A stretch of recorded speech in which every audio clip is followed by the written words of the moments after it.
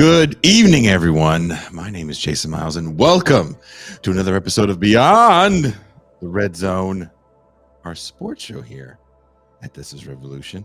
I am joined in this endeavor with my co-host, coming all the way live from a secret bunker somewhere in Fayetteville, North Carolina. Please welcome Mac.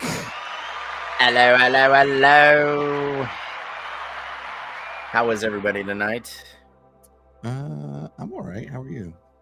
Dude, I didn't sign up to do this job to get sun, and I've noticed I've got a brown kiss to all my exposed, skin, and I don't like it. I hate it. You and your kids can match. That's the thing. My kids go out in the sun for like 12 minutes, and they're this nice, beautiful golden color. Mm-hmm. I get pink, and then I typically go back to being pasty. But after 3 weeks, my skin's like, fuck, dude. You might just have to deal with this fucking tan, bro. And I'm like, you never got burnt. I mean, you were in Afghanistan for how many years? Here's the thing. In Afghanistan, I was covered for the most part. So I had some ballistic Oakleys, and I had the raccoon eyes naturally. So like this part of my face down was tan. I would roll my sleeves up to like right here, which was totally against regulation, but I did it anyway because it was hot as balls. So I'd be tan from like there down and like the back of my neck, but I was covered all the time. And the thing is, it's like I had the weirdest tan lines when I get home and I could just wear like regular clothes again, and the sun and I just don't get along. And I always laughed at dudes that would go out and like tan when we were in Afghanistan. Like, what else are we gonna do? Go out and tan. I was like, bro. In my mind is the volleyball scene in Top Gun. Dude, that actually happened. That actually fucking happened. Except it was soccer, and we were playing against the Afghan National Army people that were on our post, and it was just fucking nuts. Oh, hey, DC Joe Black. Rule changes for tonight. Rule changes for tonight. Red zone. No substitutions, no penalties, and no time limit. Rollerball sunburns. You know what, DC Joe Black? Fuck you, bro. Okay, that just. Let's see here. Dave Rose says, I'm at a ballpark right now, and yet the sounds game is background noise to this show. Aw. David Rose. Thank you, David Rose. David Rose, go look at someone next to you in an opposing jersey and call him a name. Preferably indigent N-word. Let's keep it BTR related. Can I tell you what's going on right now in the TIR universe that is also a part, of course, of the BTR universe? Someone in the champagne room, jokingly, but mildly seriously. You know how these things start. Yeah. These things start the same way every time, right? You joke.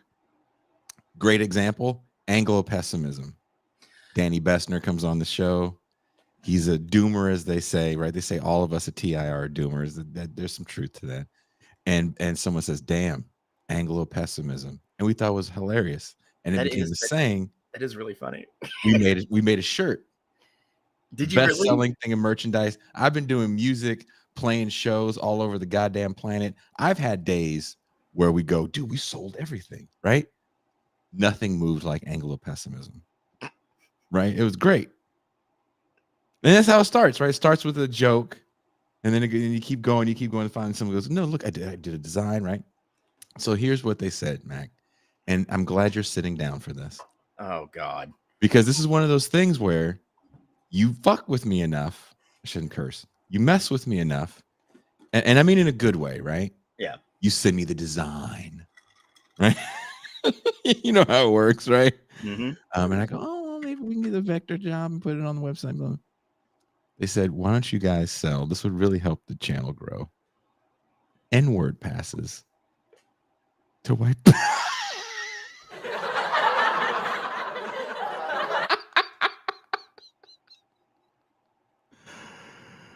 Oh,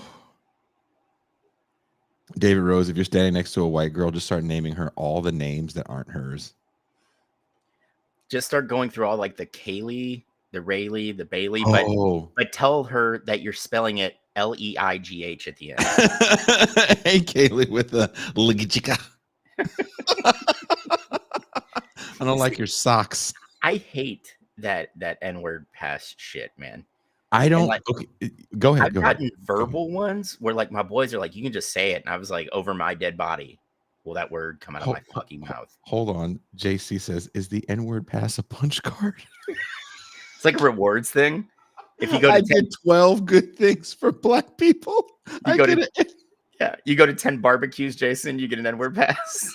Like, we talked about it, and this is what I said on the show. I've done things to the point where my mother, I'll be a little too honest right now. Not that close with my mom, right? Got some issues. That's probably why we're good friends. We both have the same. Right, right. We share these same Freudian issues. And when my mom sends me a message, Jason, I think you went too far. There were multiple people that contacted me when I did this thing, and I went against everybody. It was like, "Ooh, Jay, I don't think you should do that." We had a whole, we do these thumbnails as backdrops, but it didn't make it a thumbnail. I made it a backdrop because we were joking about, because they were like Harriet Tubman on the $20 bill. It's like, is that advancement for Black people? Like, why don't you put on a black card? Jokingly, we were talking about this, right? So someone made Harriet Tubman on a black card. And that was one of those days, like, maybe you went too far, right? Like, maybe. And I thought about it. I was like, yeah, let's pull back a little bit. Let's not.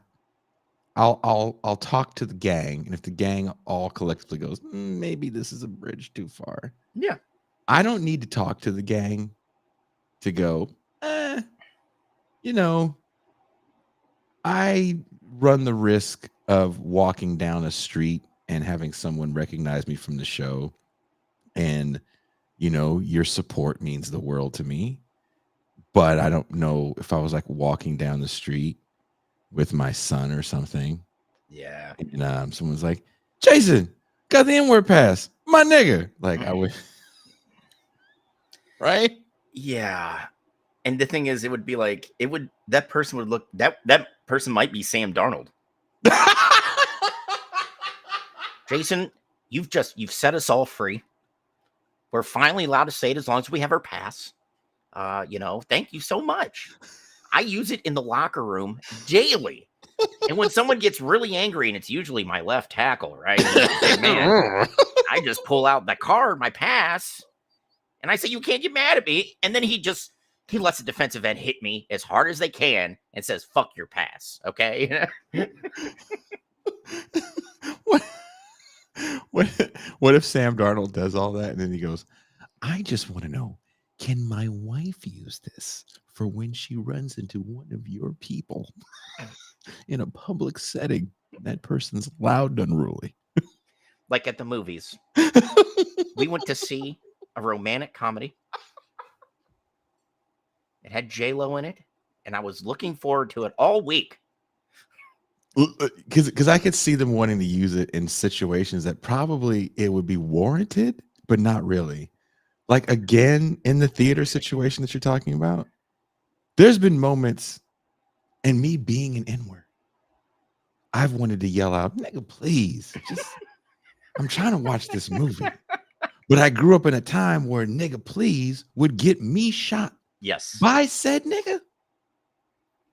Yes. Right? I mean, if you're of like the early to mid 40s range right now, you grew up in a time where you heard that phrase and you immediately were just like, well, I guess we're done with dinner. Let's just you just start packing your shit. Yep. Hey, can I get a box real quick? Get the pin. Just leave it then. Leave the toy. Leave the toy. I mean, dude, Northeast Ohio was notorious for that. And like after Friday night football games, like we'd all go out because it was like kind of caught in the middle between a sizable city and like a small town. So there was like space in between. So you had like farm stuff, right? And we would like all just go party like in giant, rich white people areas because they called it a farm because they had like a tractor, but it never moved. But there was lots of land, and we would just be out like just a huge house party, man. Like people from like 4 different schools would show up, and you'd hear that you know, and you're just like, oh fuck me, who's got a gun? You know? Oh shit! There's a few, like, the N word is a word that generally uttered, even amongst other N words I know, it's not like, man, I love you. It's more like, man, shut the fuck up. And it's okay, you know, it's kind of a weird word that's evolved, like as you and I've gotten older, Mhm. because you know, I worked with a bunch of kids at Papa John's. I thought you were gonna say I work with a bunch of N words. No, come on, I told you I'm not saying that. I work with a bunch of N words at Papa John's, and the thing about those guys is, But like that was how, like, they would use that word instead of a name, right? And oh, that's just how. And I noticed that especially because you know, I didn't go to college until I was 35, you know, and it was kind of the same way. And I thought it was really interesting mhm. about how, like, the kind of the shape of this word, which is already packed full of a lot of generational trauma as it is, like, if we're being honest, has kind of morphed and evolved just But in our lifetime. is it? Because you bring up something really interesting, and me and Bert were talking about this. The N word for younger people does not hold the same significance as it holds for Black people of another generation. And I hate to speak in generational terms, because generational terms, let's just be honest, what generational terms come from. It's all about marketing. Hmm. There's nothing historic or scientific about generations. It's just marketing. So, but that being said, I'd also say it gives sociologists a reason for existing. oh, they love to. That Someone says generational Jason. shit. Someone says Jason trying to get people in trouble. No, this thing, I don't want anyone to have an N-word pass. I think but what I found is, I remember do you know who DJ Vlad is? No. That's a good thing. And you have good children. DJ Vlad is this guy that I don't even know if he DJs anymore, but he used to actually DJ. And I don't know if he's from the Bay, but he was in the Bay. And a friend of mine was a buyer at a big record store, and a pretty well-known rapper. And he knew Vlad, and Vlad would throw parties at these clubs in a place called Walnut Creek, California, which is like a super suburb. I don't know, whatever white suburb that was mildly affluent where you're from. This is what Walnut Creek was for us in Okay. the Bay Area. So it would be like my Hubbard, Ohio. If you've never been there, don't ever go there. I think there was one Black kid that lived there when I was when I was in high school. Exactly. Yeah, very white, but ball players would hang out in this area because they had all the high-end stores and parking. So you can go to San Francisco and get stuff. There's traffic and you have to pay for park, blah, blah. Or you can go to Walnut Creek. At the time, parking was free. You had all the high-end stores. The weather was better. It's like warmer because it's in this valley. Yeah. And you could take your white wife there and it's all fine. So like, you'd be at a club, you'd be anywhere. That's the place I told you that Sebastian Janikowski got in trouble when he first got drafted, and he was kicking he was drunk and he got kicked out, and he was kicking people's side mirrors off their cars. Well, that's just what Polish people do on a Tuesday night to have fun. See, the racism on this show is not just aimed at Jews. But we have to circle back to that after your story, because it's gonna be funny, I promise. Okay. But so DJ Vlad is super famous right now in the hip hop community because he has a show that's just drama. He gets all these rappers, actors at this point now. Yeah. And it's just where drama gets thrown back and forth and fights happen. And it's kind of like Shannon Sharp show has turned into, where it used to be like this sit down with Shannon Sharp. And then it became like Cat Williams blew it open, where he's like, I'm just going to start talking shit about everybody. But DJ Vlad's show was always, I'm going to talk shit about everybody. Anyway, he tried to be a DJ, and our friend used to try to hook him up. And they're still cool. Like, he's been all these places with Vlad. But back in the day, we used to go to these parties in Walnut Creek, and it would be us and Raiders would be the only Black people there. Like, literally James Jett. Like us and a few. What's the other guy that was there? Tyrone Wheatley. So this is that era. If you remember that era, was that 0203? Well, you got to think Wheatley was drafted by the Giants, I believe, in like 96, 97. So when was he with the Raiders? I think it was early 2000s Yes, this because is remember early. he was drafted and he was like a big time running back at Michigan and Yeah. just flamed out in the NFL. And Yeah, he had some decent seasons with the Raiders. yeah, I mean that's the thing. Like he was the reclamation project, and every time he'd get a head of steam going, he'd get hurt because that man had the most fragile hamstrings of any grown ass adult that looks like a fucking superhero ever. He's a buff too, right? Dude, You yeah. knew, and you knew who the ball players were, right? You'd see Jason Giambi at the PF Chang's. I remember one day I was Of walking. course, the Giambis are at PF Chang's. It's about as ethnic as they get. Two Ferraris parked out front, just Jason Giambi and his brothers like styling in front of. Yeah, and the thing is, Jason bought his brother's Ferrari for him. Of course he did. This is when the A's were like this Moneyball era, right? Oh, So this yeah. is so all and you know who else would come hang out if you were from the Bay and maybe you played for the Lakers. So like one day the only black people in Walnut Creek was me and Brian Shaw. It wasn't Gary Payton, but it was like another person. We were just like walking around downtown. Was it Karl Malone? No, Karl Malone did not make the trip. Karl Malone in Walnut Creek. He's like, nah, bitch, I flew my private helicopter back to Montana so I can go racing in between games. I do not think he was hanging with Brian Shaw like that. Brian Shaw he might be an N-word. But that being said, so we're the only N-words at this. I'll never forget this night because it was one of the funniest things. So like most clubs, there was young people from the area, and I will be that old black man that blames hip hop music for a lot of shit. I listen to the hip hop music that I blame. So I'm not going to sit here and act as if I only listen to Tribe's first 3 records. No, I listen to, maybe I'm the N-word. But that being said, I'm not dumb enough to think that some of the posturing I see from people that live in a world where that posturing is unnecessary. I was thinking about this today. I grew up in an environment where the way I am that I don't even realize comes from the environment. The environment shaped me in some negative ways, right? I think I'm a pretty happy. In my mind, I think this is how I walk. And really, it's just all slump shoulders. Yeah, in real life, apparently it's a little different. Apparently, I look like Tupac and Juice. Fucking sitting on tires filled with trash, trying to eat some tacos. In my mind, I was like, "Oh, happy day." But the way I look at everybody else, Jason's out there strutting, singing Black national anthem, just like. In my mind, that's what's going on. To everybody else, I look like when Israel was in Egypt land, let my people go. Right. So anyway, we're done. The club is over, and we're all outside. And these kids, we say kids, we were all in our 20s. The youths.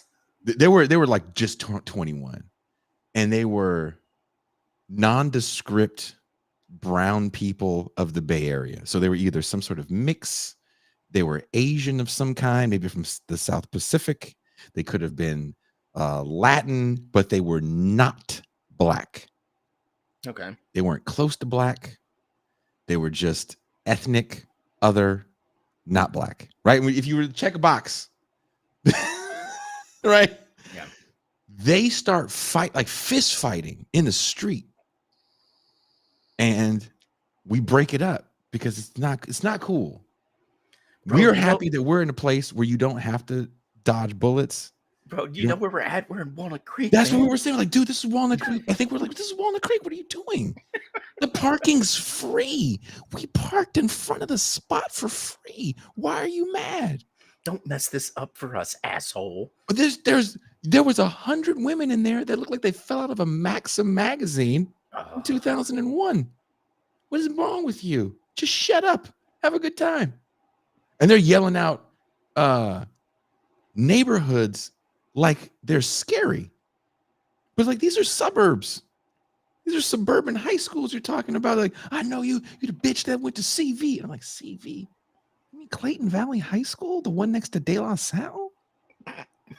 Even That's I not know bad De La school. Sal's just a bunch of rich people. That's not bad. Like it's working class, I guess. But come on, guys, what are you mad about? But the N-words were Mac. It was and I think it all started. It all started over a girl, as all fights do. Yeah, naturally. Right? Every club fight. There's not one club fight in the history of club fights that didn't start over jealousy. Mm-hmm. And someone was talking to someone's, and then one dude got sucker punched. I can fucking see it. The dude got sucker punched, and we all yelled out, "That was," we were like, "That was uncalled for." Why did you hit him like that? That's not fair. And we were like interrupting their fight with reason. What? You don't do that during a fight. You can't. That's not. You don't do that to somebody, sir. This is Walnut Creek. Pardon We're me, not trying sir. to have you people ruin our new black fun. We found the most niggerless place, and you guys are trying to nigger it up. Hard R. And they're just, the N-words are flying. And at one point, we all looked at each other like, are they? And we said, hey, we're the only niggas here. And I'm not even trying to be funny, Mac. They stopped. And they went, my bad. Of course. And, kind of chilled, and they yelled their stuff, and they went home. The cops ended up coming. Ugh. That scenario, if it happened today and I said the same thing, I would get nigga please from the non N-words.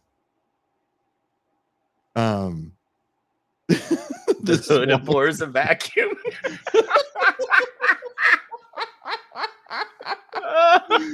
Someone said, come on, guys, don't fight. I want to pog. Like, seriously, it's one of those things where the kids today feel very comfortable. It doesn't have the same resonance that it did. And it's just not the same. Yeah, I mean, as the pasty person in this perspective, I think you're right. And I think a lot of that has to do with when you don't have people that look like me tossing it around in a very derogatory manner in all sorts of places. Like, I heard a black kid when I was in elementary school called that by a teacher. Right? Yeah. That doesn't happen near as much as it used to. Now, I live in North Carolina, and you could see the white folks that want to yell it with a hard R. Hard R. But they don't. Until they get around. I think the rule is a group of 5 Trumpers get together, and you will hear it. There's some kind of quota like that. I don't know. I'm not aware of the rules of being a MAGA idiot or whatever. But I think that has a lot to do with it. Like you said, there's that, I guess, some of the, what's the word I'm looking for? Kind of the negative connotation, for lack of a better term, has kind of been rubbed off of it. And it might have something to do with, like, the Kendrick and Drake beef, where literally Euphoria, the last minute of it is Kendrick saying, we don't want to hear you say the N-word again, Drake, because, like, I don't think you're that black. So, like, I mean, it's kind of weird. Because, granted, I'm from Ohio, a very enlightened place. And yes, I'm joking about that. I don't really mean it. But, I've heard that used in a derogatory manner towards people.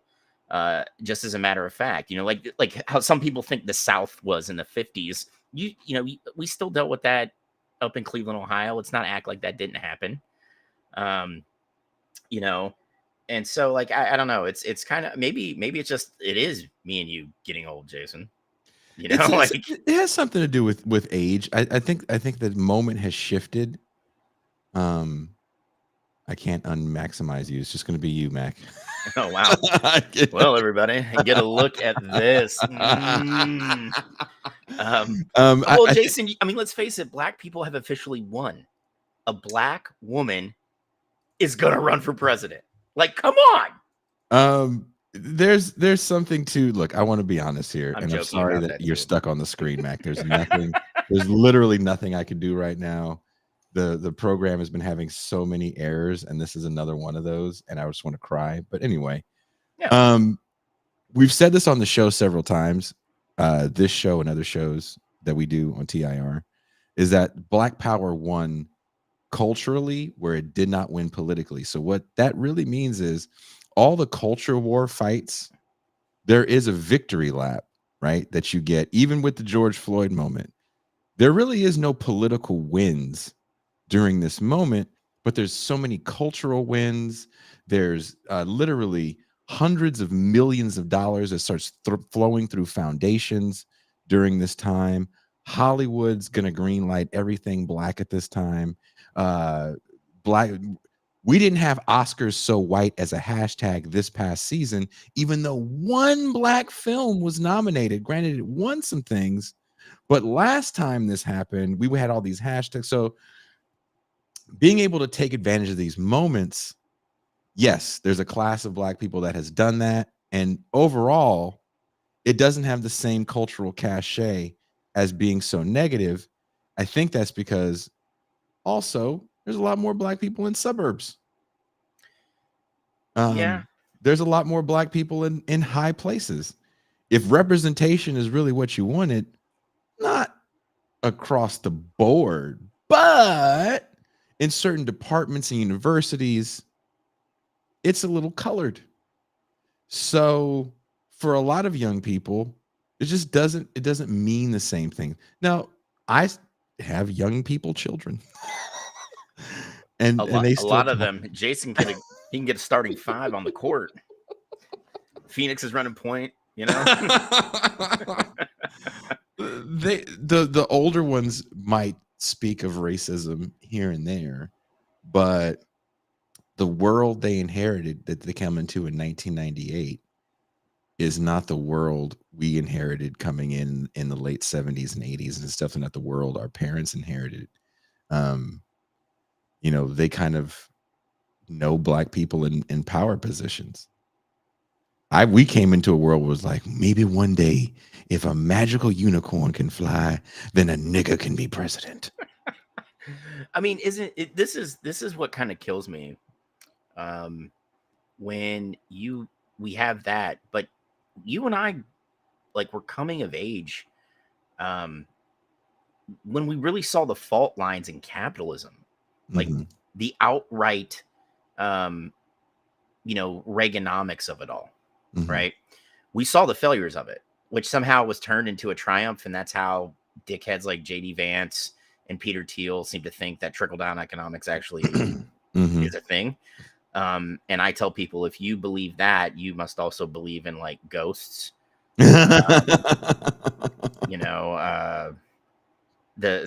You also believe that the Confederate currency was sound. You just believe in a bunch of bullshit.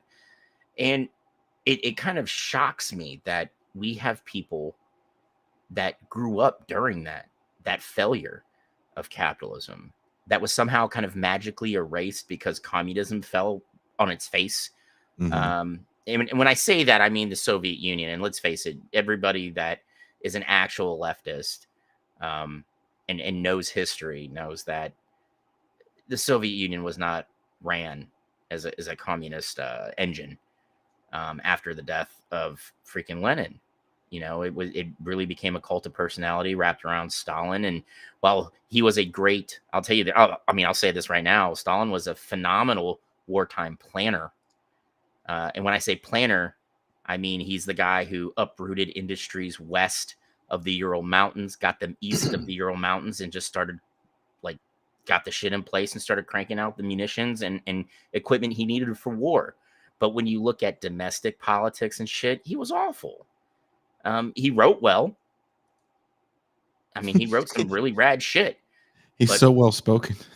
Yeah. But what did he actually do? The man created Photoshop in the late 30s so he wouldn't have pictures of him, associating with people he had killed in the purges, you know? So, um, it was erased. These failures of capitalism were erased when the Soviet Union fell. And then thing is, we still, like, so many people in power still cling to it. And, it kind of leaves us in this horrible loop of, we have milquetoast centrist Democrats and a Republican Party that, I'm sorry, if I ever hear there are centrist Republicans, I'll scream. I'm so tired of hearing that shit. It has lurched so far to the right. It's not even funny. Mhm.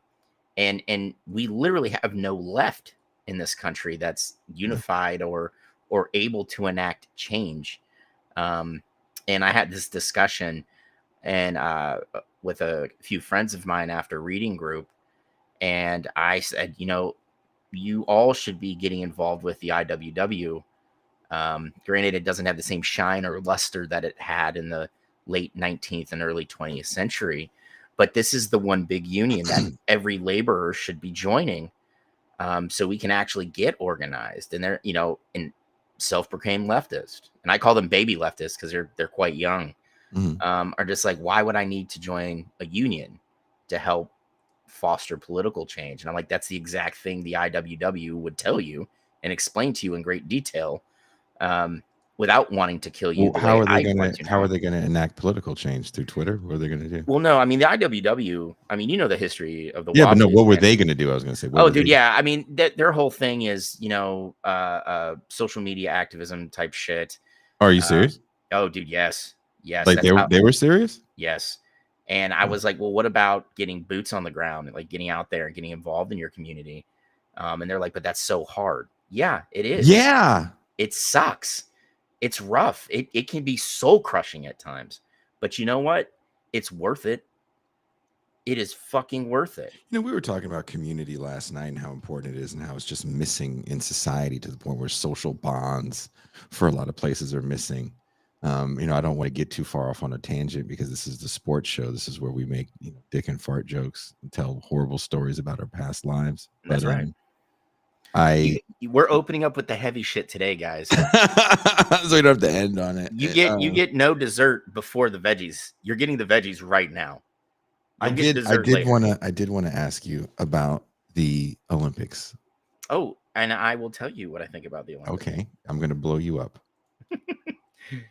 The Or not. The Olympics for me is a giant dick waving contest that I am not into. I typically watch rugby sevens now since they added that to the Olympics, and I love rugby sevens. I watch basketball, of course, boxing, even if there's like no U.S. fighters in the boxing part of it anymore. And I will boycott USA Gymnastics until the Clam Slam and Ohashi is back on the mats for the United States. That's just how it's Maybe going to that's be. the next T-shirt that brings home the gold is the Clam Slam T-shirt. Dude, if I had the guy who did the Leavenworth documentary I was Yeah. in, and he was the producer on The War Within. He's worked every Olympics since like 1988 as like a producer and now an executive producer and writer. And I was half tempted to just like write him a letter and be like, or like send him an email and be like, dude, you got a spot like for me to come out to Paris for a couple weeks? Is there anything I can do? Yeah, right. To... Because I was literally because I sent him a text message. It was like, we always talk about sports and shit because Paul played basketball in college, and he was like, he always asks me what I think about Olympic sports, and I think they're phenomenal athletes. They're sports I don't get into, like water polo. Who fucking was like, you know what we need to do? Let's get a ball and have everybody in Speedos. Oh God, it's the worst Clam Slam ever. Oh man. Oh, Nuri, I'd vote for that ticket. Harris Ohashi. You know, Clam slam for the win. the original picture, there's a picture of her doing the clam slam that was going to be the original picture, and I was like, that's just too on the nose. I can't be that on the nose. I just can't. I mean, do you gymnastics is? Did you guys ever do this? I don't know how old you guys are. 84, right? Is the glorious year of US gymnastics because all those people got movie deals. Oh yeah. When Kurt Thomas got a movie deal, that's when you know the S had hit the fan. Mm-hmm. Kurt Thomas stars in maybe one of Canon Films' greatest capitalizations of US gold. Jim Cotta. Part gymnast, part karate. Oh God. He's an assassin on a mission. You've never seen Jim Cotta? No, Jason. You've never seen Jim Cotta? No. I will show. Okay, let me ask the chat. Chat, have you guys seen Jim Cotta?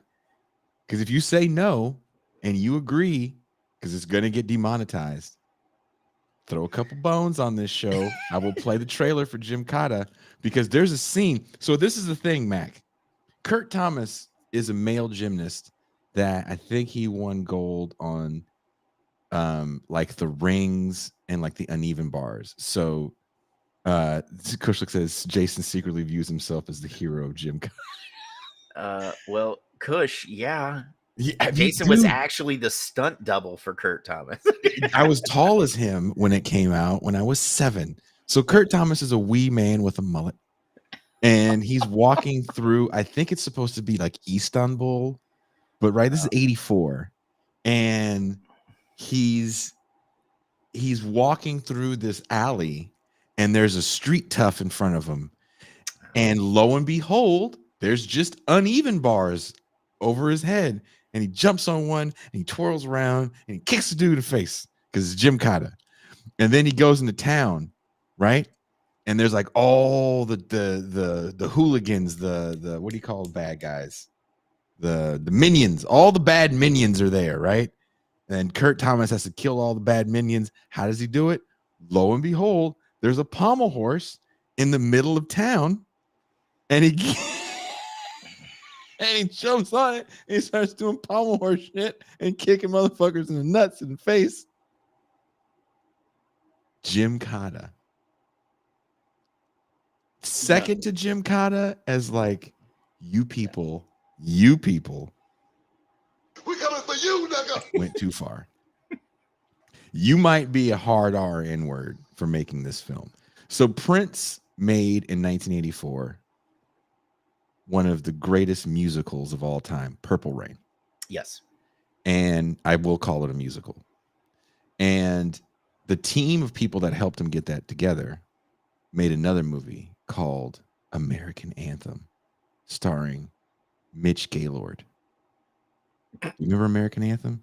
He's a gymnast from the wrong side of the tracks. Is that what? That's always been a rich person's sport. He's a bad boy gymnast that can't hold him down. Oh God! You think I'm making this up? No, I know it's. Jason, they have a Bella Caroli like. You are a lot of things. Uh-huh. You're not a liar. I watched American Anthem for whatever reason came on Showtime in 1986 every day. And every day it came on, I watched it because we grew up in an era where your parents took you. There was no iPad with educational shit. There was no Baby Einstein. My daughter, by the way, reminded me. She goes, Dad, remember when you used to make me watch Baby Einstein videos? You think I was going to be smart? I was like, yes. You know, she said, you remember when you used to sit me in front of there and I watched those Baby Einstein videos? And I looked at her and I was like, we thought you were going to be so smart. Not a smart ass, but just a genius. But anyway, I love you, sweetheart, but you let me and your mother down. Yeah, we invested the little money we had in that shit.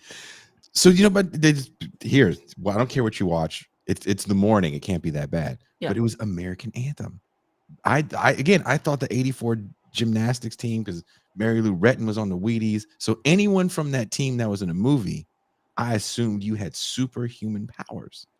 I thought Mitch Gaylord was superhuman. He had a leather jacket, and he walked into the gymnastics gym with sunglasses and an attitude. Because he's from the wrong side of the track. And he's too hardcore, Mac. And he has to train at home, where his dad yells at him, like in those 80s, was like, "What are you gonna do with your life?" Yeah. Like Nick Nolte and Warrior, you know. These were the movies. I think Bart Connor and some other people were in like a police academy. But Gymkata and American Anthem, and if you find a trailer for American Anthem, it's like brought to you by the people that brought you Purple Rain, and you're like, oh, dude, the soundtrack's gonna be fire, the music's gonna be great. It was Wayne Gretzky's wife. Oh, is the woman in it? The actress that he married. She's the actress that like gets seduced by the bad boy gymnast.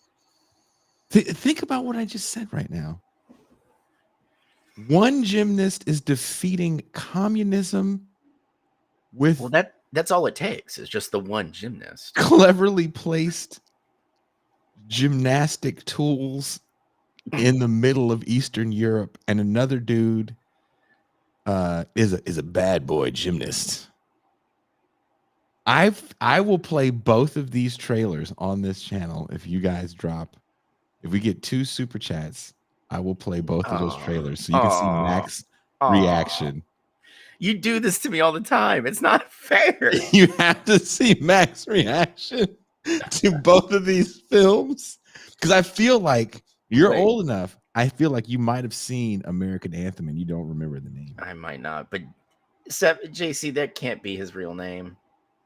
That can't be Horkenkamp? Hornkamp? Jizz. Well, what's that one football player's name? And nigga is his name? It's Kaniga.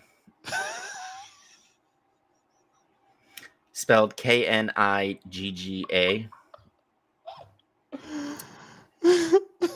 And he's as lily white as I am.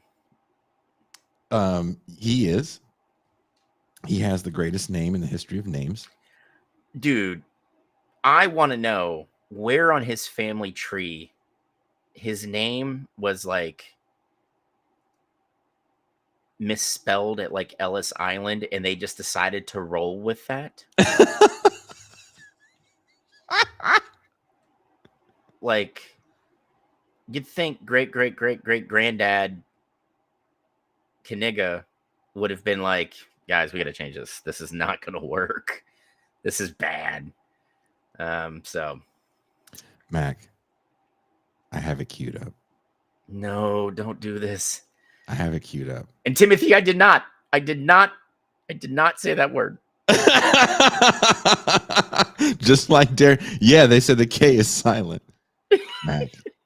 No. Mac. No. Oh God. Are you ready? You know what? I'm sad. I'm sad you haven't watched this with your son. This is like a father-son bonding moment. No. It's Gymkata and Karate Kid back to We back. bonded over Deadpool. Like, that was rad. Oh. I just had to fast forward through the holiday fuck scene, but I totally forgot about that. Yeah, I wasn't in the mood to have my son ask me, Dad, why is she fucking him? And then have to go into what pegging is. I just didn't have it in me that day. Well, son, there's when a man loves a woman, the male G spot in up the anal cavity, and if you hit it just right, and sometimes you have a woman do it with a strap on. Dad, what's a strap on? Well, son.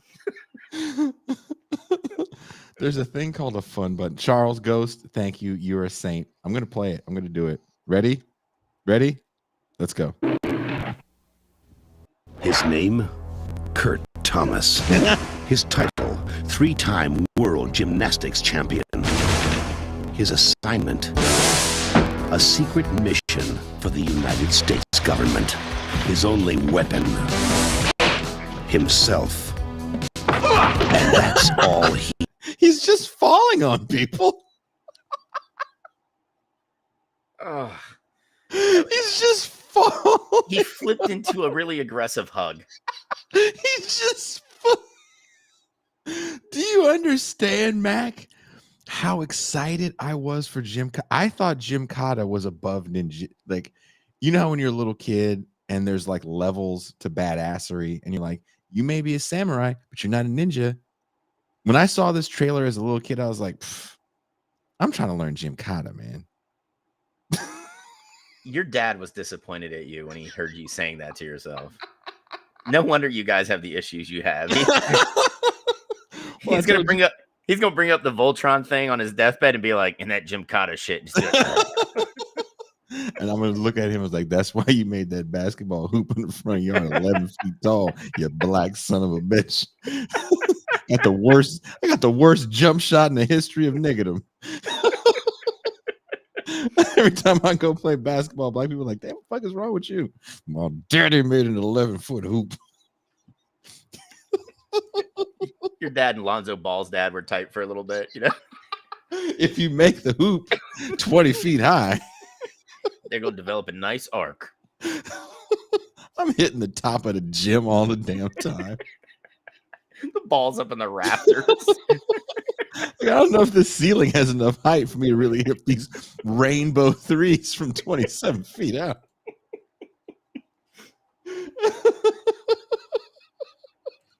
But okay, here we go. Your dad's like, my son has a 38-foot arc on his shot. What do you got, ball? Well, my son brings the ball from his left hip to his right ear and then shot puts it. Kind of like a young kid that doesn't have enough arm strength to shoot. He's got to get his whole torso into it. Jolamite. Someone's watching named Jolamite. That is the most awesome name ever. It says American Ninja is better than Jim Kata. Jolamite, I agree with you. I went to the theater to see American Ninja with my late stepmom, rest in peace, and I loved it. I've seen the first two. I won't watch the next three. Granted, I agree with you on the movie Jolamite, but not the fighting skill.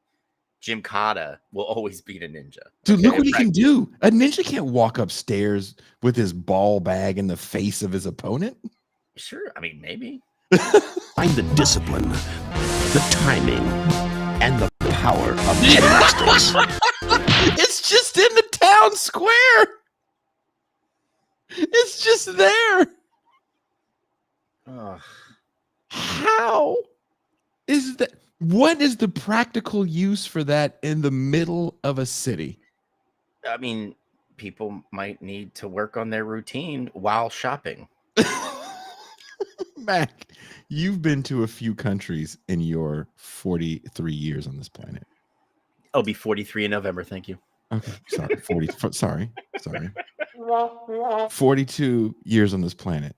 In those 42 years, have you ever been in, like, I don't know, downtown Pakistan? Well, luckily, Luckily, I've never stumbled there in my foray into Afghanistan, because that would have been a shit show. But no, I haven't seen a beam or rings hanging or anything that would resemble gymnastics equipment just downtown. A falafel bench. This is a falafel. Like, it's just there. Although, let's be honest, you and I have both been in places with enough drunk white people where they thought, like, hurdling the pay places for parking while intoxicated was smart. So I mean, technically that could be considered gymnastics equipment in the right context. If they had stuff like that, instead of him showing his opponent his butthole and gooch in some sort of seductive fight move up the stairs, which I've watched a lot of bad karate movies I've never seen. He's got the oh no, he's gooch style. I'm gonna hypnotize them with the movement of my gooch and my sack, just waving. I've never seen that film. With the explosive force of karate, and a new, all-powerful martial art is born. Jim Kata. Also, his name. If a man in a turtleneck and his turtleneck tucked into his Wranglers kicks my ass, I can't live that down. I have to kill you. I'm never showing up in public again. I will literally use like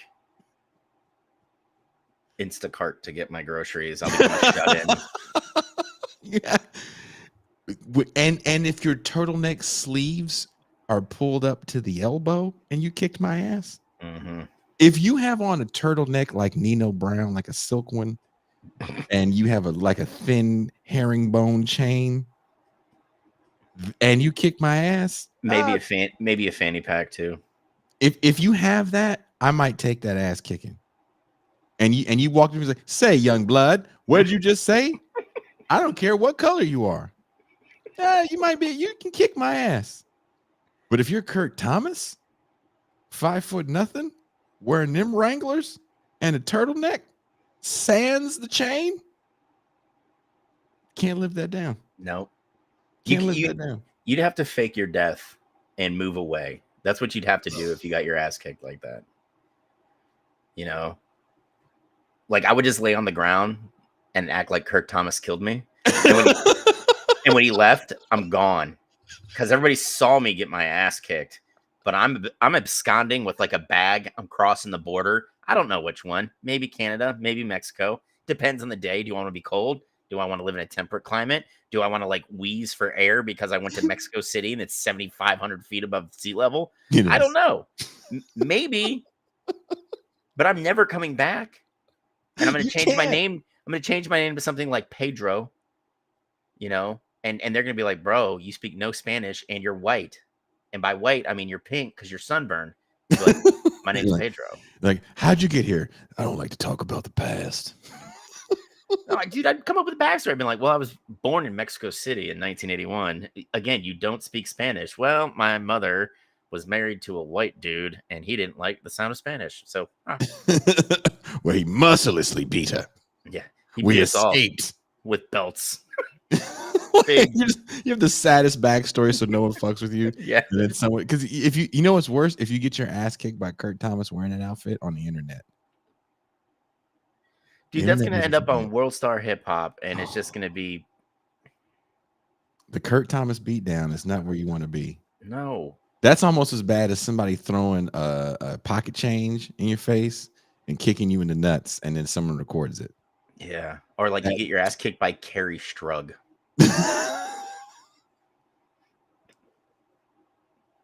There's even if Kurt Thomas had a lead pipe and beat your knees like you were a Kerrigan, you still can't live that down because of the turtleneck fit.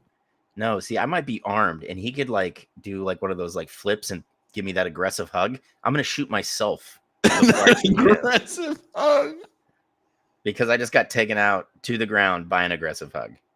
And the 88 Olympic team, if I'm not mistaken, did really well too, but didn't get the same movie deals.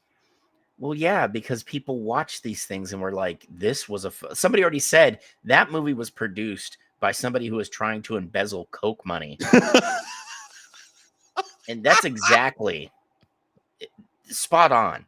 And then in 88, when they're in Seoul, they're like, they get back and everybody's like, we can't afford to lose that much money on these motherfuckers again. Just put them on another Wheaties box. Yeah. Have them do Rolex ads so they can't hurt us financially anymore. Give them some Nikes and do some Dan and Dan shit. We can't have another Jim Cotta. Yeah. Executive producer, pull out your checkbook and show us where this Olympian hurt you. And then I have to show you this since we're already going down this rabbit hole of oh no. Oh no. Oh no. Oh no. See, the other one in my head right now is run. Just take off. I can see a big cloud of dust in my headphone just kind of sit there for a second and then fall. Mac, I found the trailer. No, you did not. You did. I did.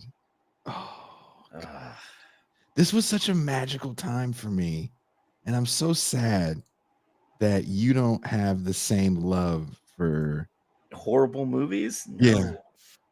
It's because I watched a lot of bad, like when I say bad movies, a lot of it was because I was deployed and you didn't get movies like these because like they're old, but like the really shitty one, like I watched Southtown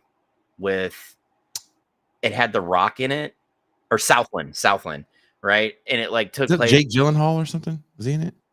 No, Justin Timberlake was in it, and Were they cops or something?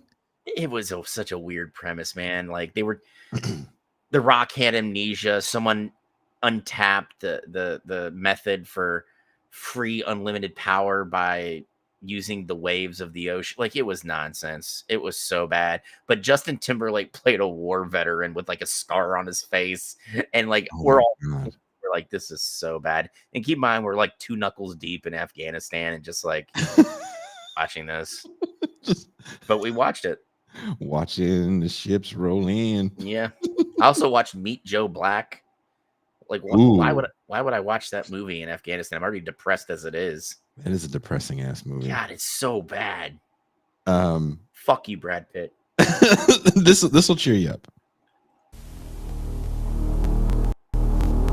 Keep in mind, this music is for a movie about gymnastics.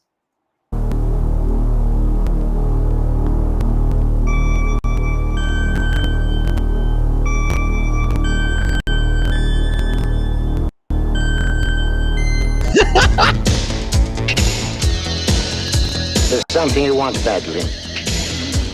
Are you sure you know what it is? Part of the underground gymnastics circuit.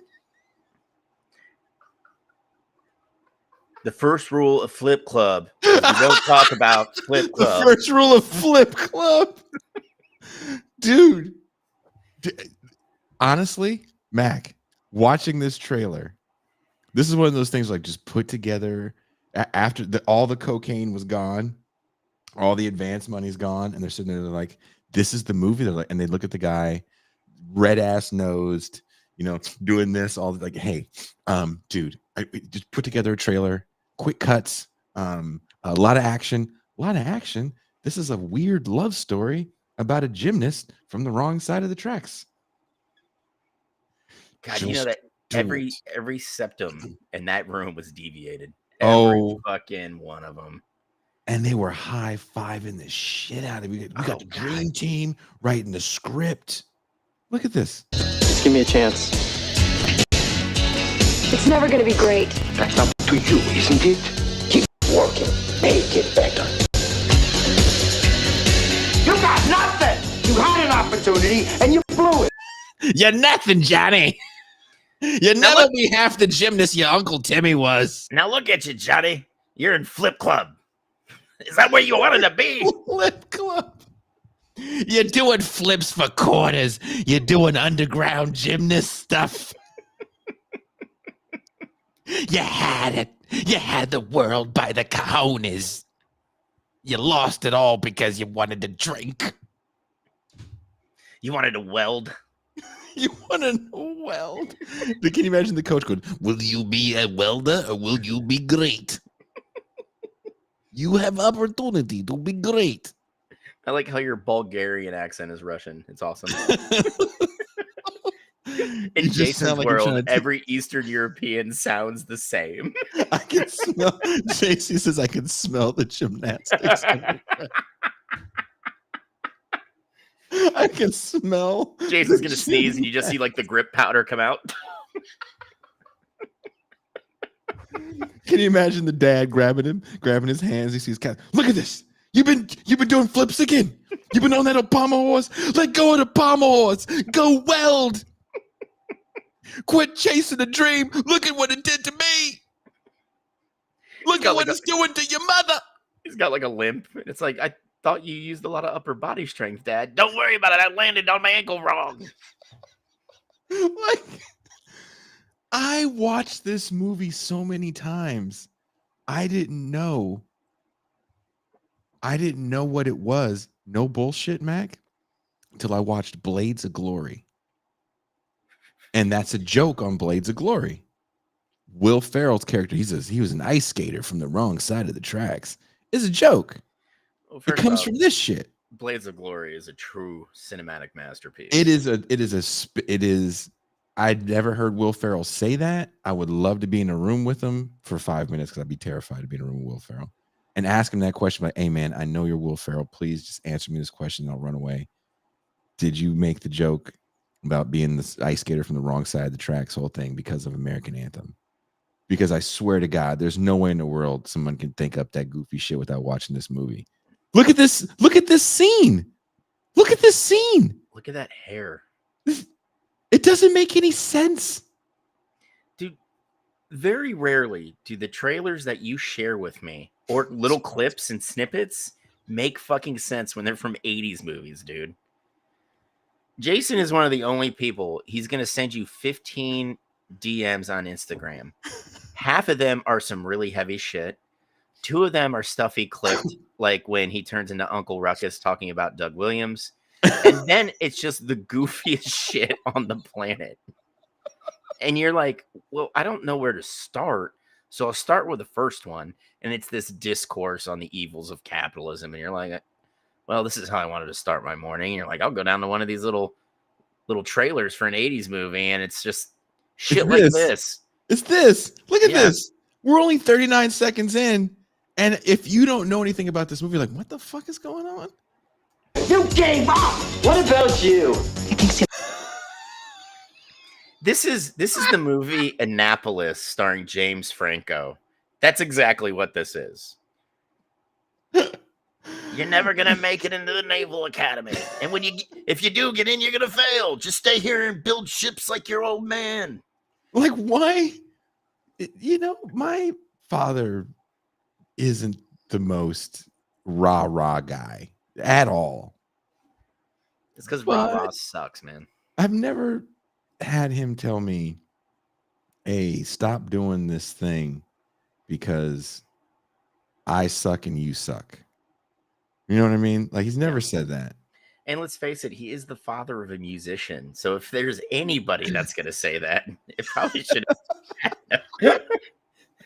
My dad, who rarely talks, you know, he's got a really bad mental condition at this point, but even still, he's still there enough to be like, oh, you know, I think things are going to work out well for you. Never did he look at any of us and be like, you had it all and you lost it. I had a buddy that started a band when he got out of the army, and his dad, like, he has me on a FaceTime call, and you hear his dad, he goes, "You're gonna do what? Not in my house. Get the fuck out. I'm not gonna have a loser in my house. You went from defending your country to now being a loser, Dad. I just want to play music, and that doesn't pay bills." Oh, he was the dad in this movie. Yeah, and I was like, Jesus Christ! Somebody said capitalism killed Apollo Creed. Living in America. Here comes Ivan Drago. I crush your capitalism. I defeat all man. And then I thought Dolph Lundgren was the scariest man in the world. Oh, dude, he was terrifying in that movie. I want to meet Dolph Lundgren so bad. He seems like so much fun. After finding out he dated crazy ass Grace Jones. Oh, dude. Brigitte Nielsen as well. Like, that dude. That motherfucker he's got crazy junk and crazy stories. Yeah. And you know what? He's probably a lot of fucking fun. Oh. Like, with a couple drinks in him. Dude, and he actually can Jim Cotta the shit out of you. Oh, dude. And, like, sneak up on you and slit your throat. He was only a Royal Marine in Sweden for a couple years. Like, he's a real universal soldier, Jim Cotta motherfucker. Yeah, and not world a fucking champion taekwondo not guy. A fucking poser like Jean-Claude Van Damme. Dude. Fucking nerd. Is that Michelle Phillips? He let you down. He hasn't let me down. It's just the opposite. If you quit now, you'll just be a loser. First it's a scholarship, now it's this. What's next, me? I don't know. Maybe. I will turn around, try to understand all of the. How do you try to make this movie seem interesting? Dude, this trailer is not doing it for me. That's what I'm saying. You know, like, I would, Jason, I would have to be stoned out of my mind, right? Which I'm not touching weed right now because, like, I have to drive cars a lot. So, like, just, I'm not even drinking during the week, you know? And we all know I do enjoy my adult beverages. I really do. but it's also been great getting fit again. Like I'm like, ooh, this is nice. But I'd have to be stoned out of my fucking mind with like an 18-inch New York style pizza covered in pepperoni and jalapenos and just content. Like, because like when I smoke, dude, I just get giggly. Like I just start laughing at everything. That pizza thing sounds really good. I'm hungry and you're a bastard. But yeah, sorry, dude. I mean, I had orzo and chicken tonight because I'm trying to eat better, and I'm just like. But seriously, Mac, what if the U.S. takes the goal? Even if they got all silvers, I want someone in Hollywood to go, I think we know how to make America great again. If you want Kamala to win, make American Anthem 2, make Jim Cotta 2, put them on skateboards and just do all the goof, make them James Bond and dude, shit. I'm going to tell you right now, Simone Biles probably makes so much money off endorsements and monetizing like her social media stuff that she does not need it. Like she doesn't need to do a stupid movie. Can we get Caitlin Ohashi to be Jim Cotta too? Taking dudes out with the clamps. Because if she's walking up the fucking stairs with her taint showing, it's a different scene. Yeah, that's called porn. And I don't want Caitlin to do that unless she wants to. And that would just break Sean Moon's heart, and I will not stand for that. Sean Moon he's an angel. Can you imagine Sean Moon in the theater? That would be another N-word please moment. Sean Moon crying hella loud. Nigga, please. I'm trying to look at this big ass. You over here boo-hooing in the theater. Stop crying in your popcorn.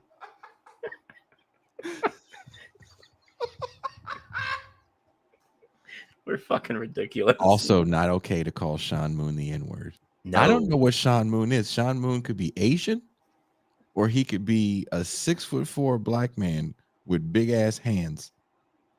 I have no idea. Still not as big as Dr. Claus. I've never seen an 8-foot man who's an orthopedic surgeon. It's a purely skill on that man's part.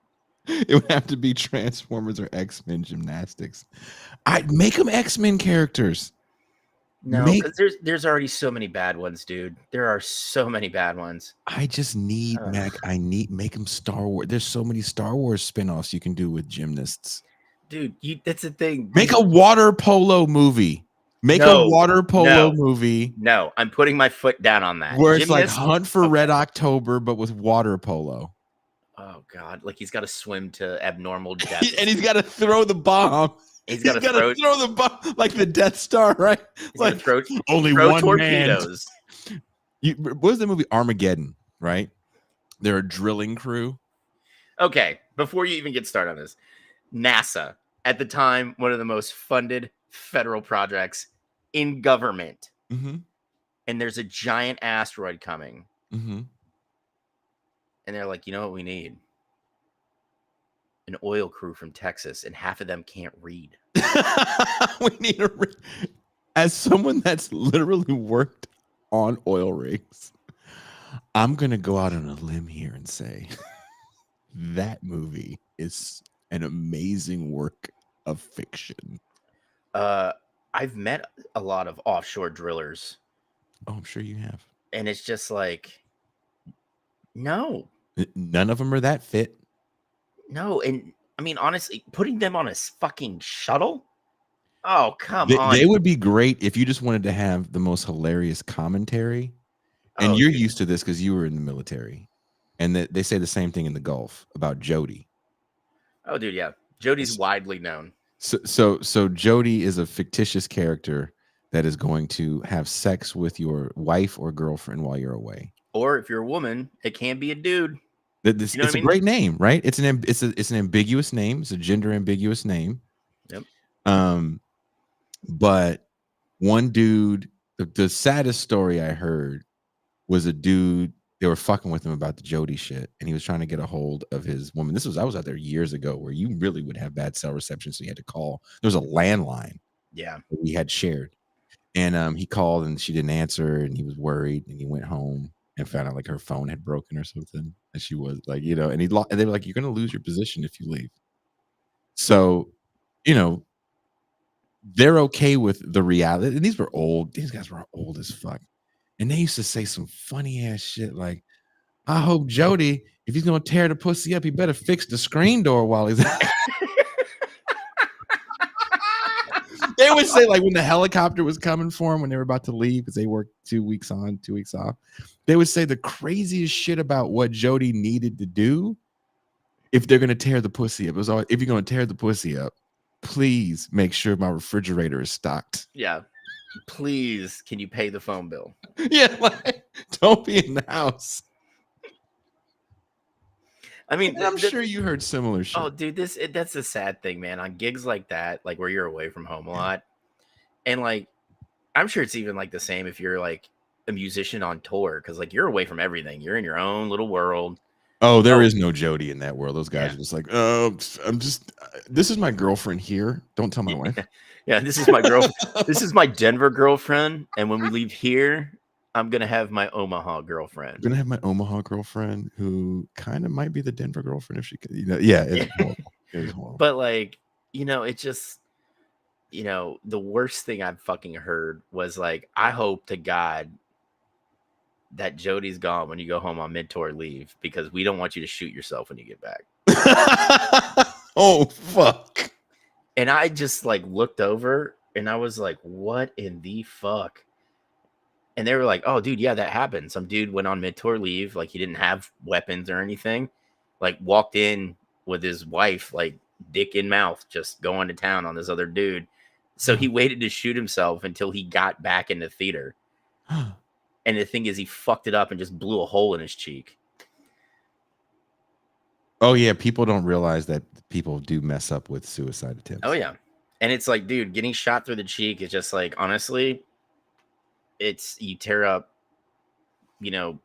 flesh and muscle, and you're going to bleed a bit, but you're going to have some busted teeth and you're going to be alive. Like, that's how that works, but like, when I heard that story, I was just like, guys, let's not joke about shit like that, man. And they were like, man, fuck you. Because I've actually seen the other side of that, where people actually do go home and they find their spouse has been cheating. It is sad. It's sad. Yeah, dude, it is messed up. But see, like, maybe it's my cynicism and just the weight of, society. I like got into it with a friend of mine, and I was like, it was last Friday. I went out for a couple drinks, and I was like, you do know that all relationships are temporary. And he was like, what do you mean? I was like, well, if you're married, one of you is going to die before the other. Right? Even if it's 80 years, still temporary. And he was like, bro, that's so fucking depressing. And I'm like, it's not really. Like, when you realize that they're finite and they run their course, even if you spend your entire natural life with somebody, or you meet your partner that you're with a very long time, it's still a temporary relationship. That's fucked up. What if I wanted to die with my partner and we're both? Oh, you're gonna notebook it? Shut up, Jason. You're not gonna notebook it. We're holding hands. We're holding hands at the bitter end. And then I would be that piece of shit though, that as soon as I heard her like the flat line, I'd be like, gotcha, nigga. And then I can die. You get to the afterlife, you're like, I made it a minute longer than you, bitch. Told you I was gonna fuck with you. But yeah, man, like, and he was just like, that's depressing. And it's like, I don't think it is, because not all relationships last, years and years and years, and that's okay. And I wish, like, I never, like, I hate the societal aspect of relationships where it's like, well, you're dating, which means you're going to date to marry. Fuck, no, I'm not. I would rather jam a fork in a fucking light socket and ride the lightning than do that again. Mac Tate, can you do me a favor? That was rude.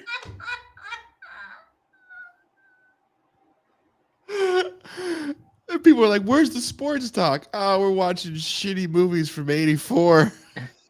And Mac's giving love advice like Andrew Tate. First off, I want to meet a partner. I do. But Jesus Christ, Jason. That one, like, I felt that deep in my diaphragm. That's like, there's no such thing as true love. Hearts are for breaking. That's right. And then getting punched while kickboxing and or being busted by cops because they saw your pizza box and they managed to narrow down where you were at. So fuck you, Andrew Tate, you misogynistic piece of shit. For some reason, I was having a conversation about that guy today. Kind of like amazed. It's such a goofy looking man. Gives love advice. Just it's fuck advice. That's what it is. It's fuck advice, man. And it's well, then gross. he said recently, and I don't think he's serious about anything he says. Like anyone that has sex, not to procreate, is gay. Dude, that's a big fucking thing now. Like, and I don't get it. Like these fucking goofball dudes, who spend too much time online, just they're getting such horrible brain rot. I was having a really good conversation with someone today about that, and I want to get your feeling on this because you have kids. Our kids are in different stages, right? Yeah, mine are Kale's 13 and Bailey's 15, so they're dealing with the early teens right now. Early teen stuff, and early teen stuff is when you do embarrassing things. Now embarrassing things are very costly because they're going to be on the net and they're forever. Everyone's videotaping everyone. We live in the surveillance state. So and no one really understands good and bad. And there's such a binary. I'm glad you said that. We do live in a surveillance state because like when the government was spying on me, they just saw my weird predilections for goofy porn and like maybe watch through my camera because I left my laptop open, me railing some woman, you know, or me like scratching my ass too much or dancing to reggae music in front of my mirror and going, well, I guess this is okay. You know, like that was okay. But like when people constantly are like, you know, recording everything around them, you know, that is a form of surveillance. And I hate that shit. Like, let me embarrass myself in peace. Please. And don't put it on the internet. Like the gym recording stuff, I can't stand. Oh God, I fucking look hate at this that. person looking at me, or look at this person doing this exercise wrong. So, you know, there's an uncomfortableness to just live because anything you do outside of the norm, even singing along in your car can get recorded, and then you could be a meme when you don't ask to be that meme.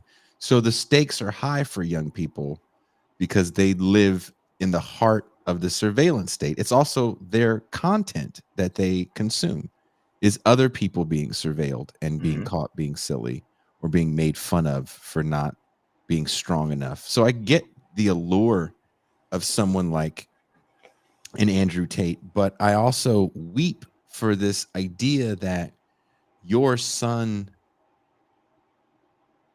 might not be able to, and your daughter might not be able to have awkward teenage moments for fear of doing the wrong thing and then having a charge put on them like predator or sexual assault. And it's like, we don't know anything when we're that age, and you kind of have to figure these things out. Yeah, see, I lucked out. Bailey is so cautious, and it always has been. Like when she was learning to walk and a stair presented itself, and it could have just been like her going into the garage, she would sit down and scoot and then stand back up. So she really shies away. She's got a very small friend group. And most of her online perusing, and both of my kids have a horrible tendency, and I say it's horrible because they just won't shut up about it, and it drives me nuts. To kind of like latching onto things, and that's what they do for like months at a time.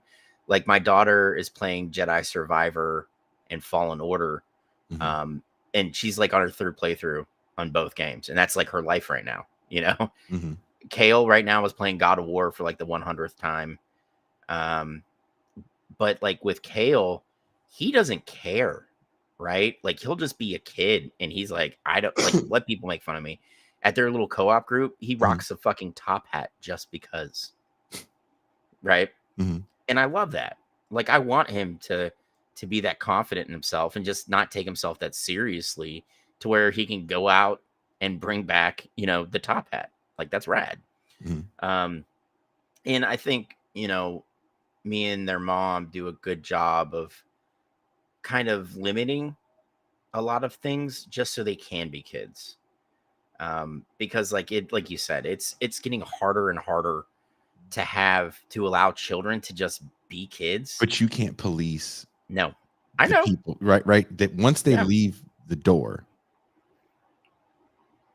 you Yeah. can't police what other people choose to do. So if somebody wants to take a video of your son in the top hat and put some stupid music to it, and the video becomes, look at this retard.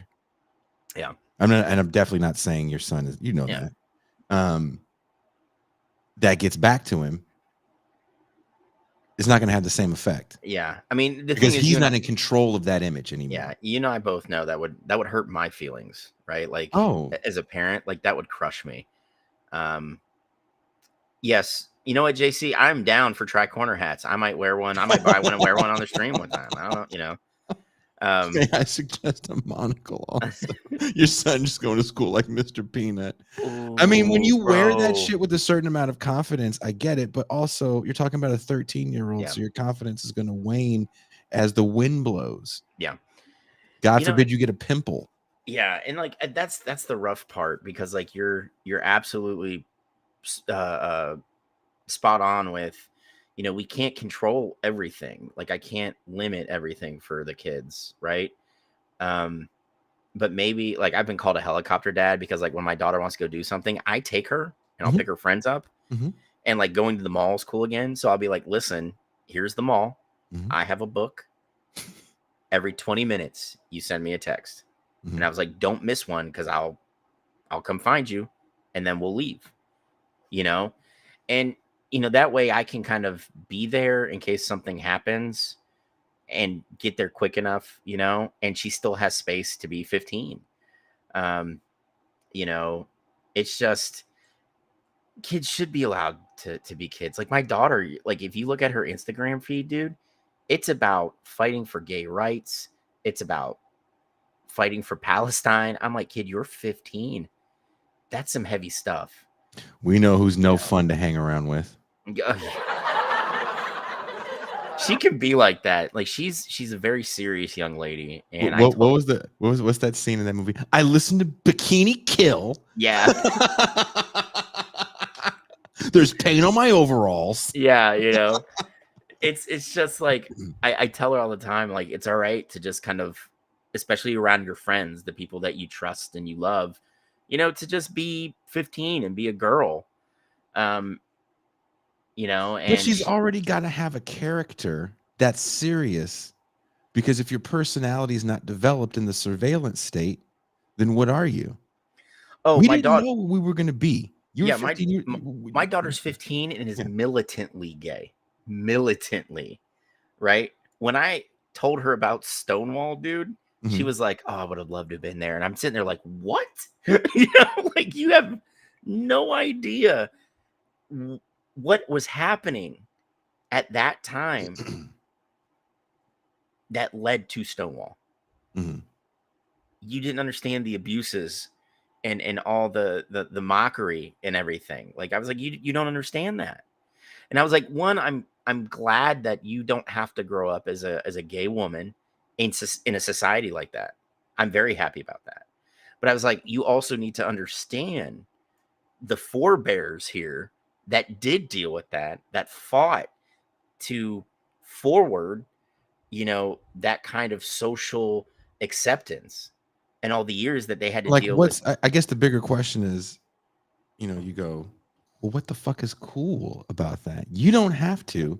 Like, if my kid was, and they never would say this because why, they love the suburbs. They'd be like, man, I sure wish I grew up in the 60s when the cops were shooting at the Panthers. Why? They got shot. A lot of them died horribly or put in prison for ridiculously long amounts of time. What would you have done different, Jim Cotta? Yeah. Your daughter's like, Dad, I would have found some rings and done a whole routine. I would have found a street pommel horse. Right? But Kushlook says something right here that kind of hits home with the mentality that I see, and not all young people, but kind of people in general, is You must begin marketing yourself as the correct kind of PMC from the womb. And that's the fear, regardless of whatever sexual preference you have. You're still a kid, Yeah. and live a little before you decide who you are for forever, because forever hasn't happened to you yet. You haven't even graduated high school yet. You don't have enough, you haven't dealt with enough pimples to be an adult yet. Learn how to drive first. Like, you've had no real responsibility. Enjoy that moment. But you can't enjoy that moment because marketing is so constant in your life. Creating the character is so constant in your life. Oh, dude, Because all you do is create a character. when I in was your life. looking for work, Mhm. this dude looked at my LinkedIn because I have it just because I was looking for work. And he's like, you haven't marketed yourself well on LinkedIn. I was like, I am looking for a job. I'm physically here. Why the fuck would I market myself? And I was like, dude, you obviously haven't really Googled me, because like I'm going to come up in a couple things, which I know a lot of employers aren't going to like. And frankly, I don't give a shit. But like I've marketed myself enough to where I want to be, right? Mhm. Like I'm not going to apologize for who I am or the politics that I have. I think me leaning into my politics has made me a better person and more open to being active in the community, rather than saying, well, if I have to do it by myself, it's not worth doing. And that was me for a long time, because I was terrified to go out there by myself, because I was like, well, what am I going to do as one person? And I may not, feed 100 people, but I maybe help 10. Mhm. And that's 10 more people who have something than, that they didn't have before. And maybe, if I keep doing that, and, people ask me like, are you affiliated with a church? And I'm like, oh no, I don't believe in Sky Daddy. Like, it's not for me, man. I was just like, my politics drove me to help out. That's what I'm doing. And then they'll ask questions. Mm. And, I've gotten a couple people that have gladly taken the food and like the winter clothes that I've passed out. Mm. They're like fucking communists, just walk off with it. And I'm like, all right, cool, man. And I've had other people like actually sit down and have conversations about it, and if you can get just a couple people talking, and thinking, maybe we've got a shot, that's about as optimistic as I get. I'm not expecting anything. We are in our 40s, and let's face it, if it ever does happen, we're not going to be alive for it. Yeah. But maybe we planted some seeds while we were here, to get people, more inclined to be involved. And that's right. That's all you can do, right? You keep Yeah. working towards whatever goal you have when you get to be an adult and you decide this is what I'm going to be serious about. And, at 15, 13, 17, life hasn't really kicked your ass yet. It hasn't kicked the hope out of you. And not that you want it to for your children. That's another thing that we try to protect them from. And I am so guilty of this, right? I don't want life to kick your ass like it kicked mine. And sometimes you can be like Will Smith in that movie. What's the movie that did he win an Oscar for that, where he was homeless? Oh, Pursuit of Happiness, Pursuit but of spelled Happiness. with a Y. Ugh. Did he win an Oscar for that? Dude, I don't know. I don't know. And there's a scene in that movie that's kind of, it's an interesting scene where his son is shooting, or he's shooting baskets with his son. He's like, you're never going to be good. I wasn't good. Being good at basketball doesn't run in your family. And then he kind of realizes what he's saying, and he changes it up a little bit and tries to have a bit of a message of hope. But there's something about that as parents, sometimes we might even be mean like that, especially when our kids get to be a certain age where ugly pictures are no longer the greatest drawing you've ever seen. Yeah. Where you understand now, you're at a point now where now you're being judged. And maybe I should be a little tougher on you. And we get a little too tough because we want to protect them from the world by getting them ready for the world. We leave it like that. There's all these protections that we do sometimes, but it's like you just have to fucking live and do dumb shit. Yeah. And I do encourage certain kinds of dumb shit from my children, because my children don't do everything I wish they did. Right? They don't listen to me all the time. Well, I mean, that's kids, man. Like how well did you and I listen as kids? I was a little shithead. I you listened know? okay, but the people telling me weren't always the best. Yeah. But for the most part, I listened. I mean, like as a kid, I worked to help my mom pay bills. I helped raise my brothers. Like that was growing up for me. And I had to Mhm. do it early because my mother to this day makes a series of horrible life choices. Mm. And that's how it was, man. And then as I hit my 20s, I'm like, yeah, dude, I got my dude, I still don't have my shit together. I'm glad I'm in my 40s and can realize that, because I can build backstops to make sure I don't step on my dick too much. But making mistakes is how you learn, and that's how you grow. And if you stop growing, in middle age, you are a horrible person. Growth should happen until the day you fucking fall over dead. You and I talk about this all the time, and I want to reiterate it. Part of growing sometimes is doing things like team activities, sports, Yes. even like intramural little sports in school. And when you get rid of all that kind of stuff, or like your coach Will, where he spends the majority of his day job, because I think he only makes like a few bucks coaching at Oakland High. Dude, He yeah. doesn't make enough to be a full-time coach, and he's Yeah. not a teacher there. But they spend most of their time raising money so they can have a team and a bus. So they do tournaments and they car wash, like you name it. They're doing all this stuff to have not even the minimum of what guys like us had, and even people older than us had when they were in school, even at the junior high level. Yeah. When it came to athletics, and I think athletics are important because you do have to learn how to work with people. You fail. Part of sports is failing. You Yeah. lose. You learn how to freaking lose. You also learn how to get up and try to fight again. Like, I think we're in a moment right now where the access is so instantaneous that even politically, I always talk about this, it's been a bugaboo of me, and I'm trying to write this piece about it. We so knew that the answer to all of our problems was if we defunded the police.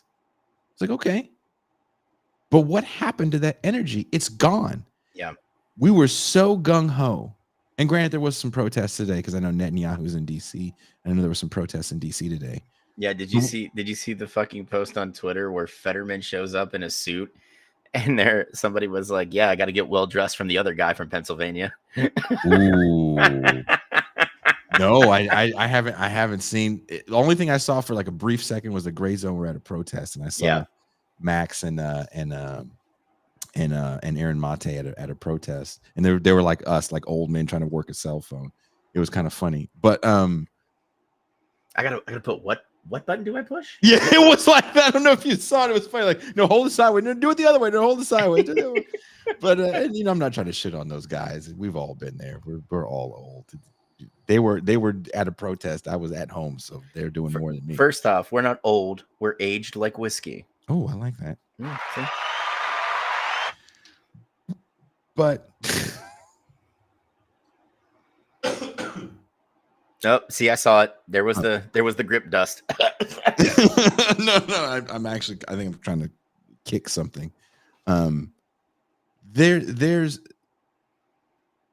when you get what you want when you want it because you want it all the time, fighting doesn't make sense. Yeah. It's all instantaneous, right? And some of these things aren't instantaneous. Like, I can instantly be the person I want to be. I'll wear the right clothes. I'll have the right avatar. I'll retweet the right things. I'll have the right Instagram. I'll have the right dating profile. You can do all the right things in every aspect of your life. But if you really want to see political change, to your point, we have to get involved in the community. Well, why would I want to get involved in the community? I have to talk to people I don't like. That's part of how this stuff works. Yep. That to me is where the massive disconnect is for a lot of people, because so many activities have been, and now we're all siloed. Yeah.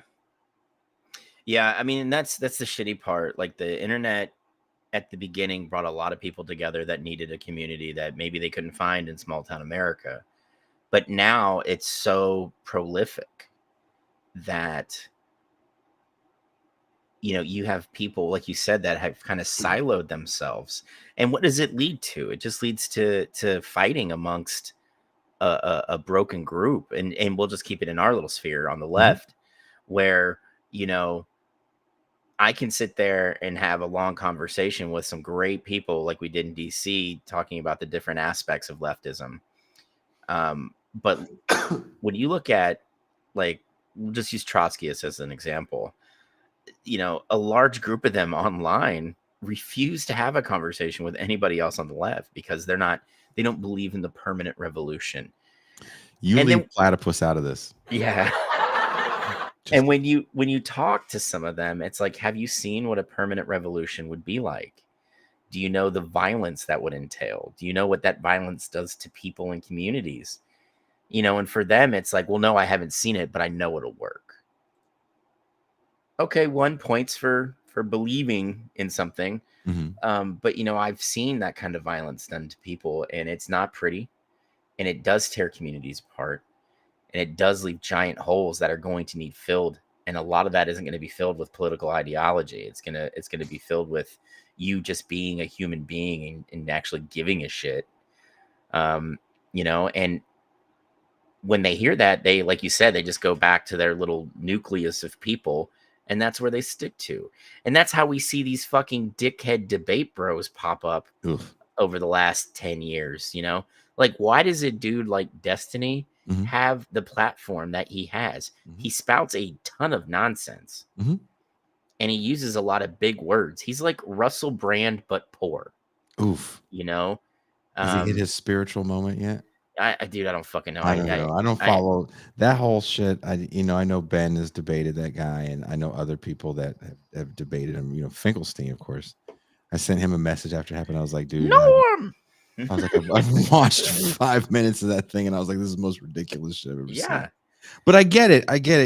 You get so involved in the online world, and you think the world in the internet box is the world that exists, and it's not necessarily, because when I go outside and actually do this wacky thing called talk to people, they say things so different than what anyone on the internet is saying. Yeah. I mean, and a lot of that is, you know, unfortunately on Twitter now, it's overrun. Like, I can't even see tweets from my friends anymore, like people that are my friends. You know, it's just been overrun with big accounts retweeting and all this other shit. You know, and it's kind of sad, you know.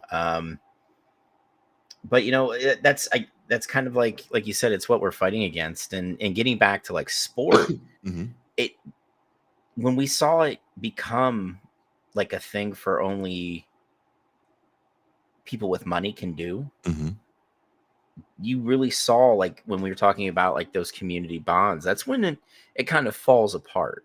Yeah. Right. Sport brings a lot of people together. It could be How football. many people do you know that didn't go to your high school that you know from football? Oh, dude, so many, especially considering like the conference I played in, the furthest school out was only 10 miles. And you knew all those dudes. Oh, every fucking one of them. Right.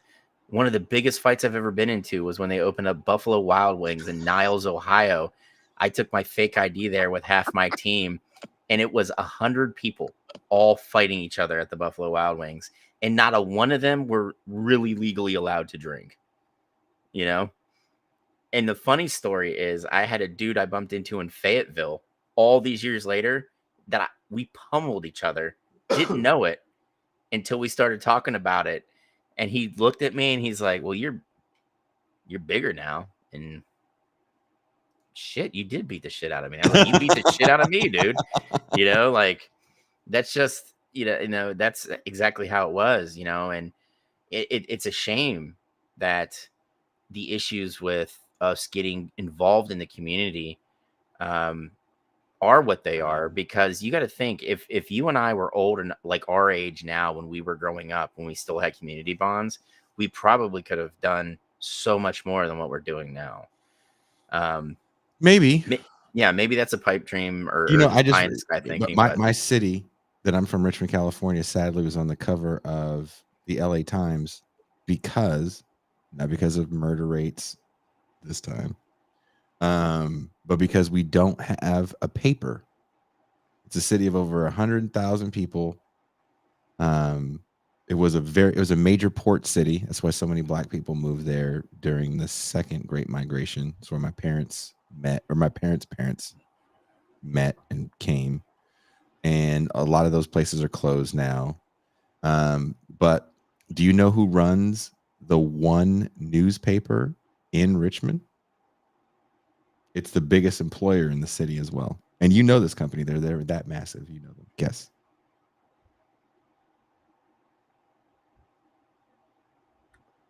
The Walton family. Close. Chevron. Oh, shocker. Okay. So the refinery is the number one employer in the city.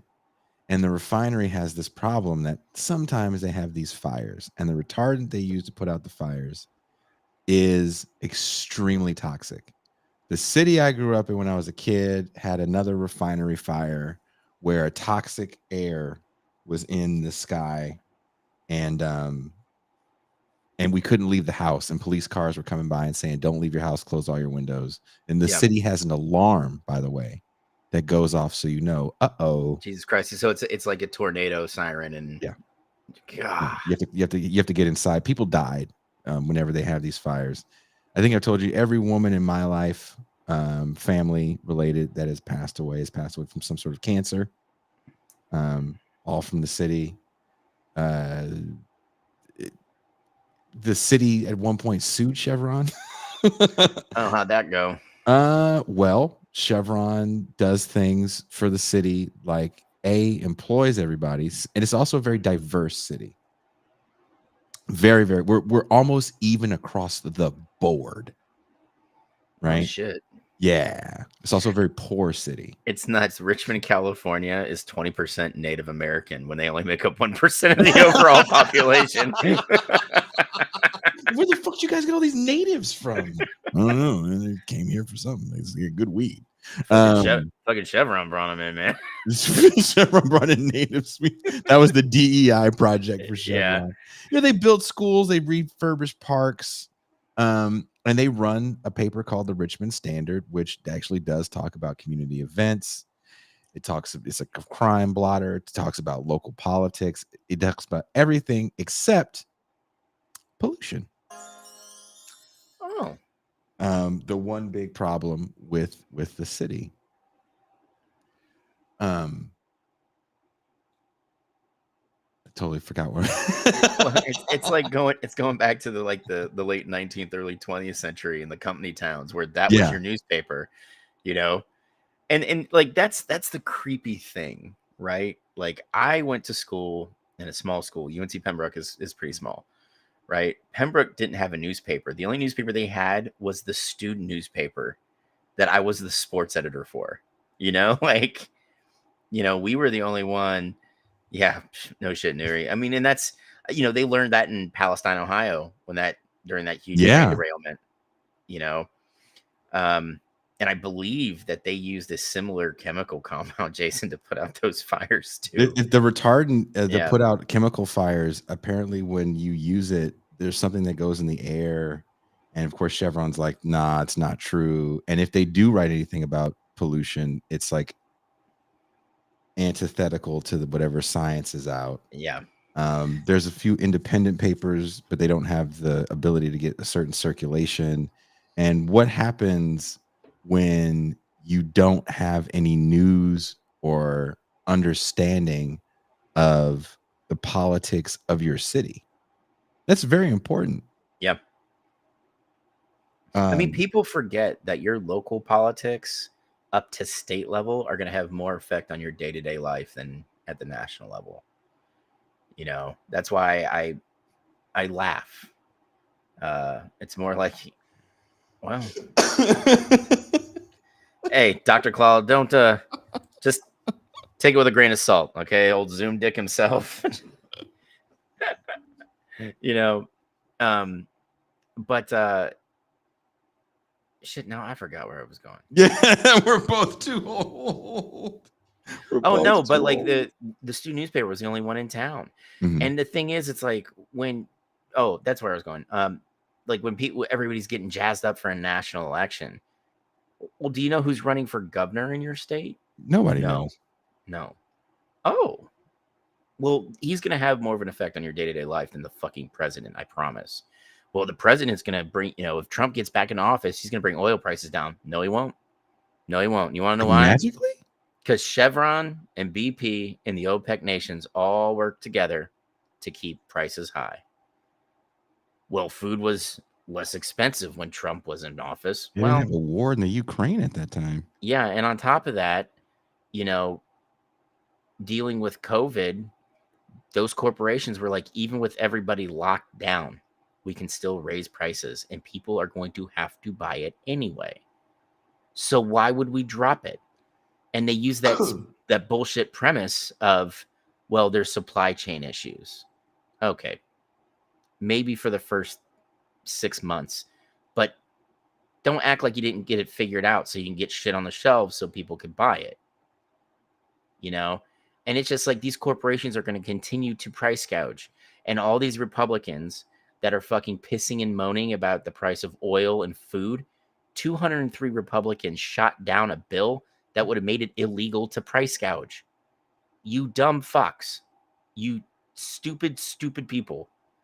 They would rather cut off their nose to spite their face than fucking make a smart electoral decision because my Republican candidate is more in line with me socially. I don't give a fuck about your social stuff, man. Your bad decision making and your horrible voting record are fucking everybody. And that, ladies and gentlemen, is why you need sports in school. And great art programs. Great, yeah. And great music programs. You need all this shit. So we don't have a group, another generation of fucking, honestly, really stupid white people that are like, they're putting 50 Shades of Grey in the school library. Dude, no, they're not. I can tell you they're not. If so, who's running to read a book? Yeah. That was the first thing I thought when I saw that video of the guy reading some book in the library. And I was like, dude, does your kid read? Like, seriously, like, look me in the eye and tell me your kid reads and isn't in front of a screen right now. Dude, I have to twist. My daughter reads because, like, she gets on, like, she loves Percy Jackson, so she, like, rereads those books over and over again. She used to read a lot more when she was younger, but now she's got a phone, so it's just kind of, like, went downhill. Yeah, Nuri, I'm with you, ban business schools. But, like, I started, like, really getting into reading last year when I did the reading kind of challenge on Goodreads. Mm-hmm. And I raised it so I'm at 35 books for the year. That was my goal, and I'm at like 18 already. I really enjoy it. I'm hoping as my kids get older, they might get back into it, but I'm not holding my breath because by the time they're like my age, they're gonna have like holograms popping up, and Tupac's gonna be able to AI teach him how to drive a car. Hologram Tupac is your AI car. Are you ready? Are you ready for your AI instructor in your smart vehicle, Jason? Pog chasing MLK. You must engage the clutch, Bailey. The way I engage that fat bottom woman's backside. My daughter's just like, oh my god. Seriously, dude. The reality that kids don't give a shit about books after, like, my son's 6 and a book is magical to him at 6. Oh yeah. A screen is magical, a book is magical, a toy is magical. One day he'll be 8 and then he'll be 9 and none of that shit will matter. Then he'll be 13 and definitely none of that shit's gonna matter. Yep. And the fact that news, we were talking about this, and I'm not going to get into it too much, but there's real issues troubling this country.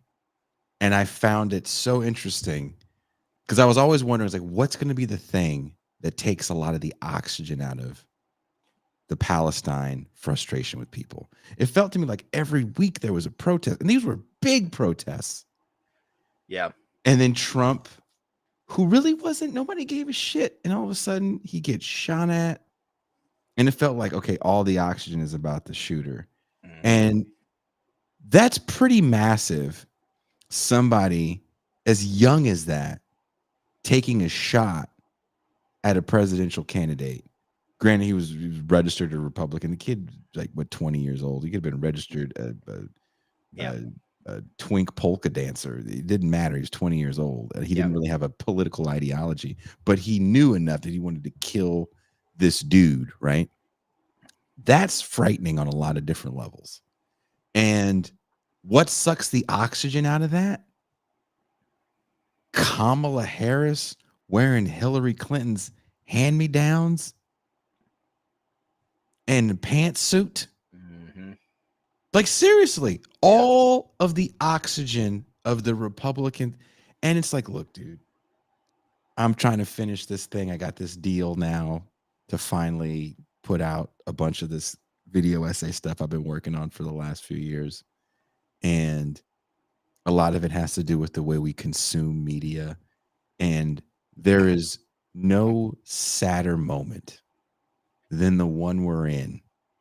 Because a lot of the stuff I'm writing is metaphor. Yeah. And for it to be reality, to see Hulk Hogan rip his shirt at the RNC was like, what was more disappointing, right? Was it Hulk going all Hulkamania for MAGA?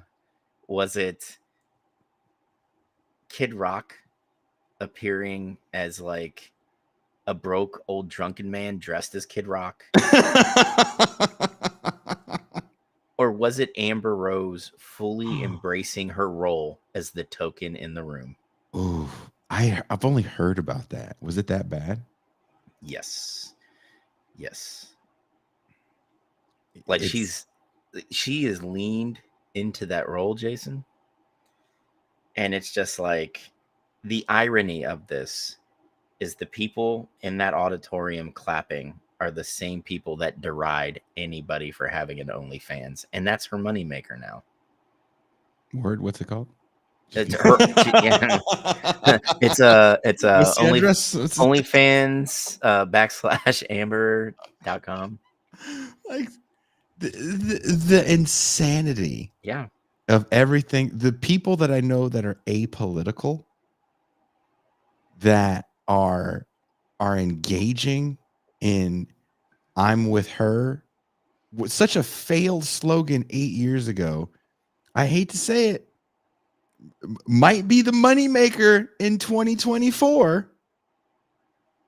It's an interesting time to be alive.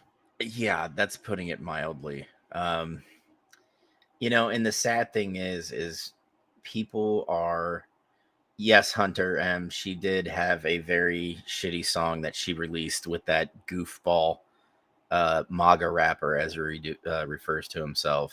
Ew. Yeah. But oh my, Charles Ghost, no fucking way. Yeah, she has an OnlyFans. Rachel Dolezal has an OnlyFans. True story. I don't subscribe to it anymore. Well, it's because you got to start your own. Come on, man. When are we getting this thing up and running?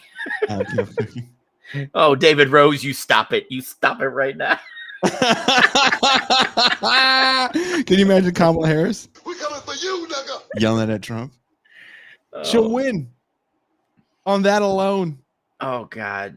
Isn't it just unfathomable that, Biden, before he dropped out, all his big money donors ran, his fundraising dries up 24 hours after he bows out and puts the Veep on, as the head of the platform.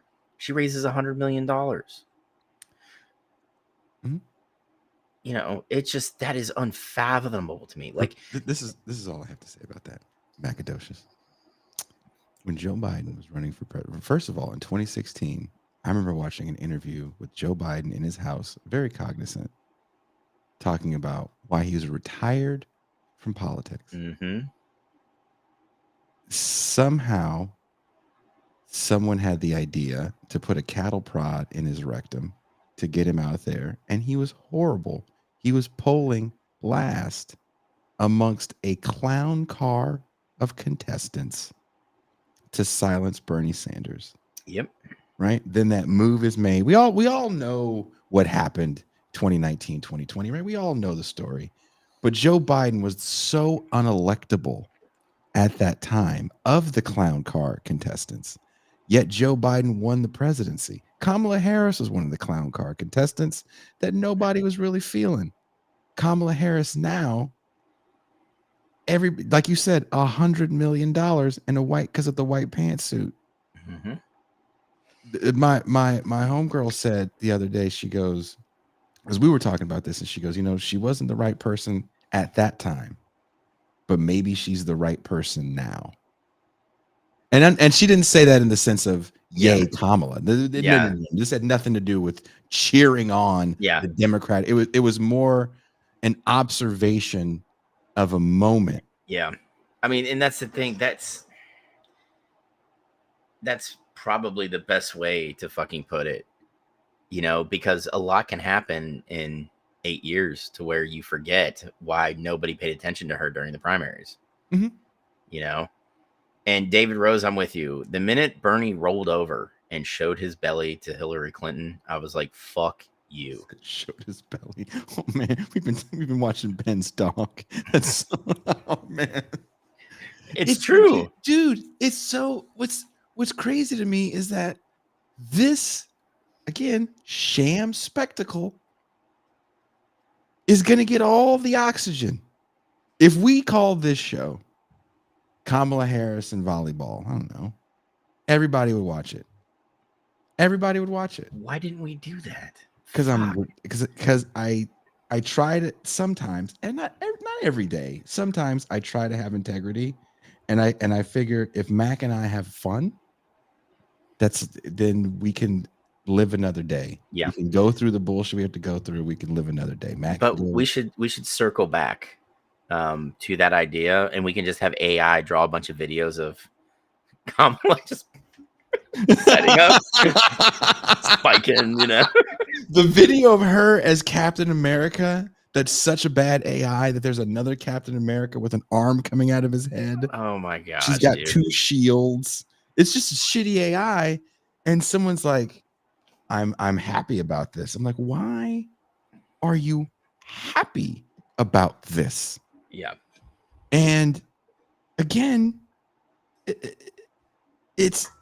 we did, look, I did 3 streams. I did 4 shows total yesterday, starting at 3. I did a music show with Chris Contos, live streamed it, then did our stream. Something happened, technical, then we had to do another stream, and then we did the champagne room. And I briefly went to look at the numbers. I was like, oh wow, those numbers are really good. The earlier stream I did, a great conversation I had with a multi-platinum selling artist, nobody watched.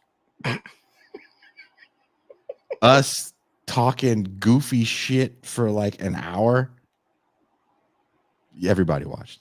Well, I mean, that's the thing. Like, I think it really leans into, because like there's so much heavy shit on TIR, man. So much, right?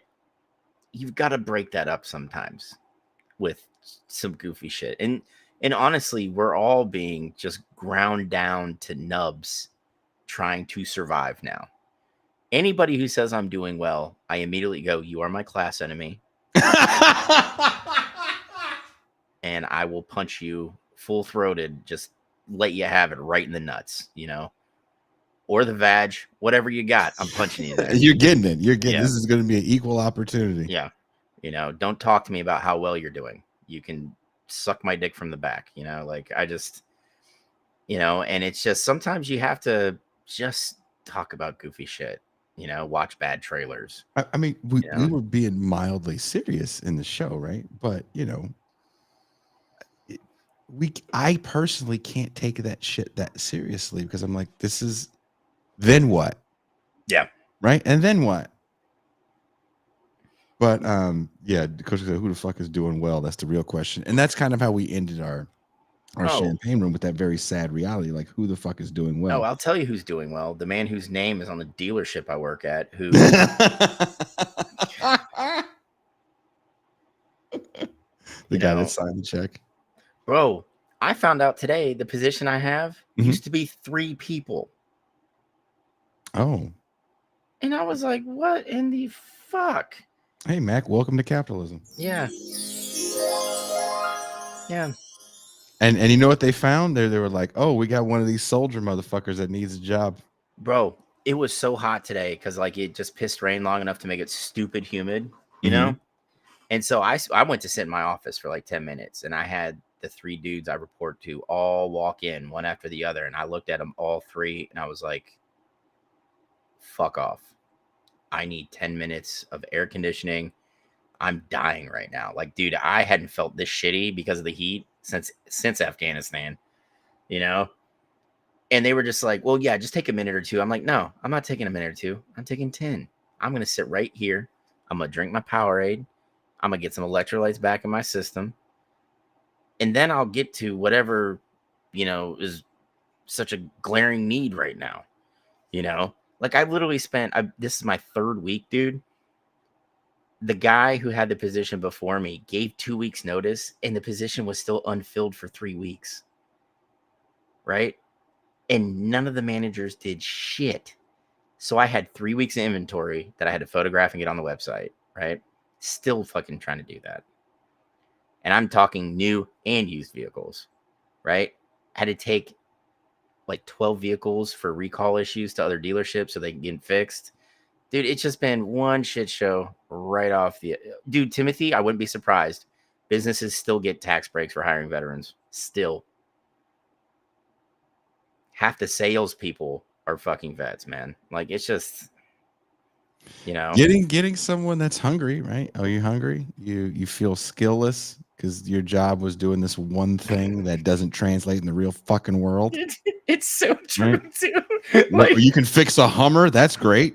Oh, well, dude, when they because I keep my resume pretty bland. I just say I was in the military and I manage people and equipment, and they'll ask me, "What did you do in the military?"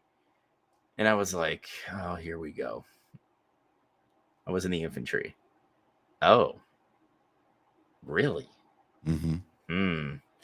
And I'm just like, "Oh man, come on." PMC says I lost my tiny violin, Mac. Hey, PMC, I lost my self-respect. I'm working at a car dealership. Okay, like that. It's my respect is somewhere with your tiny violin. Right? It's one of those, dude. And here we are. I remember when the Olympics took up all the oxygen. 84 is a massive election year. I remember the Olympics. Dude, 88. Who's taking over for Reagan? I Right? remember, and I still remember the Olympics. Yeah. And the thing is, though, I like how we're circling back to sports. Because we don't have and you got to think a lot of the Olympic stuff during the post-war. JC, not even mad. So true. I can sleep anywhere.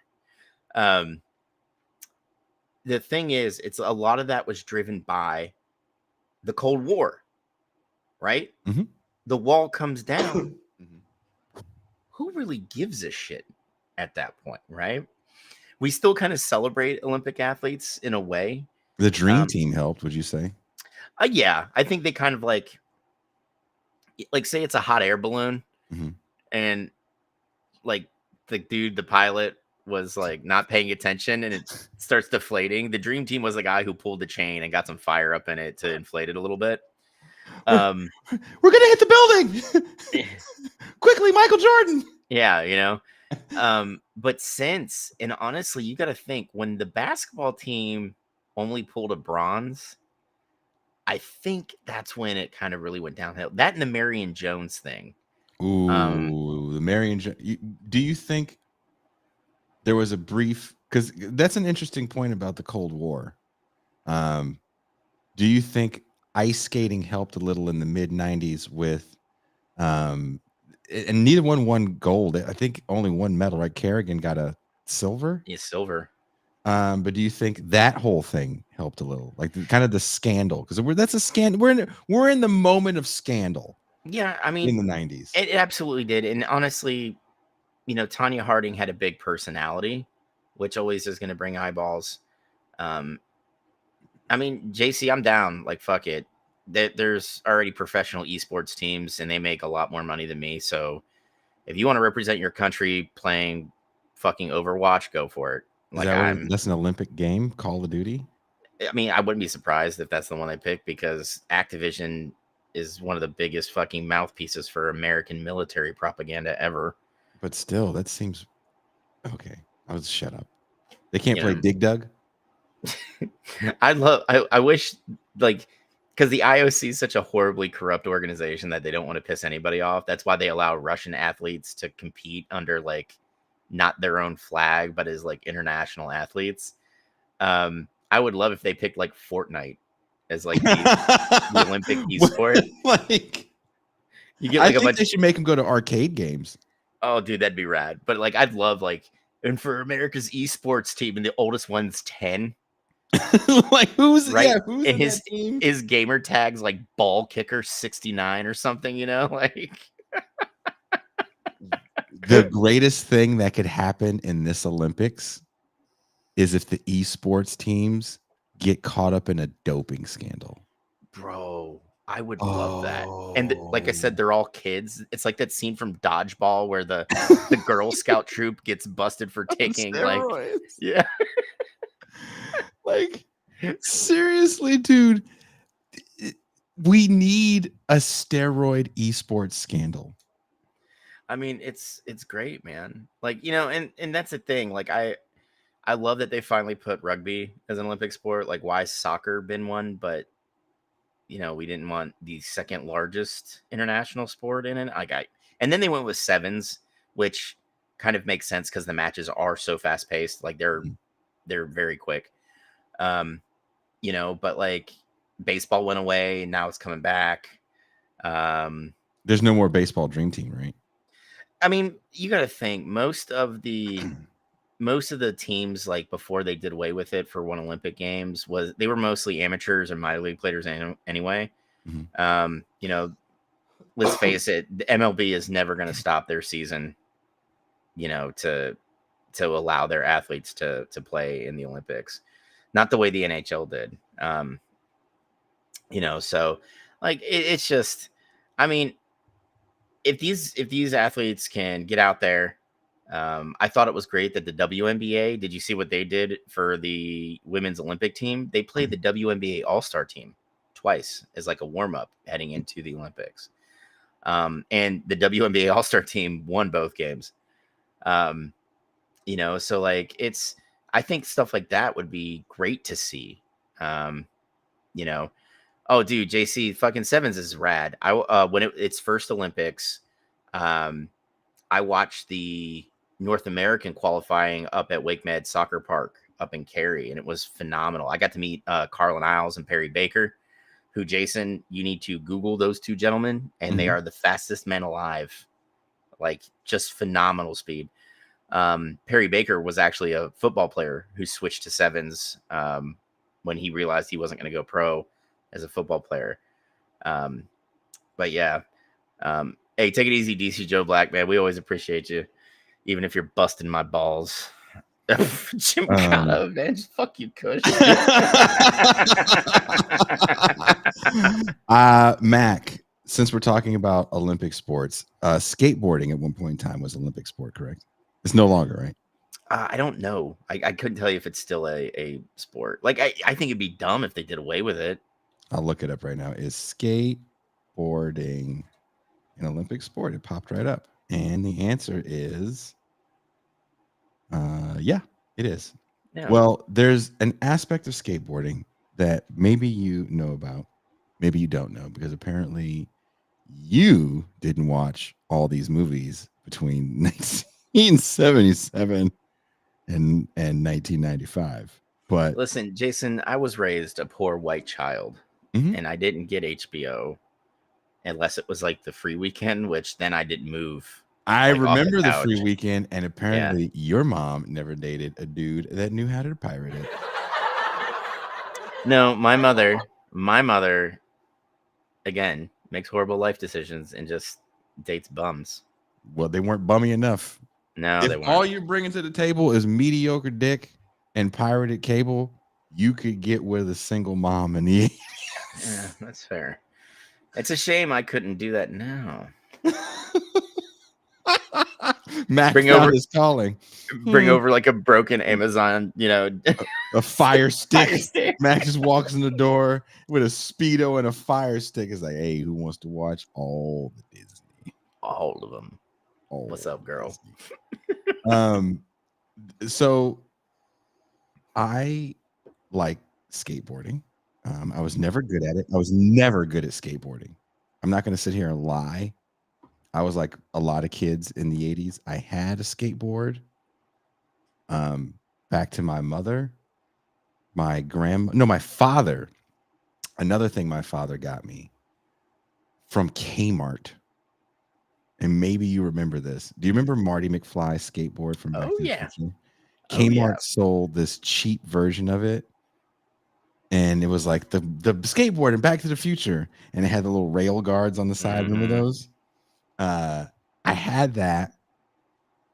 And I had my fake Chuck Taylors that were not rubber on the bottom. They were plastic soles. So I was not. That also hindered my skateboarding. I'm looking like Mr. Bean in the streets of Richmond, California, sliding all over the place.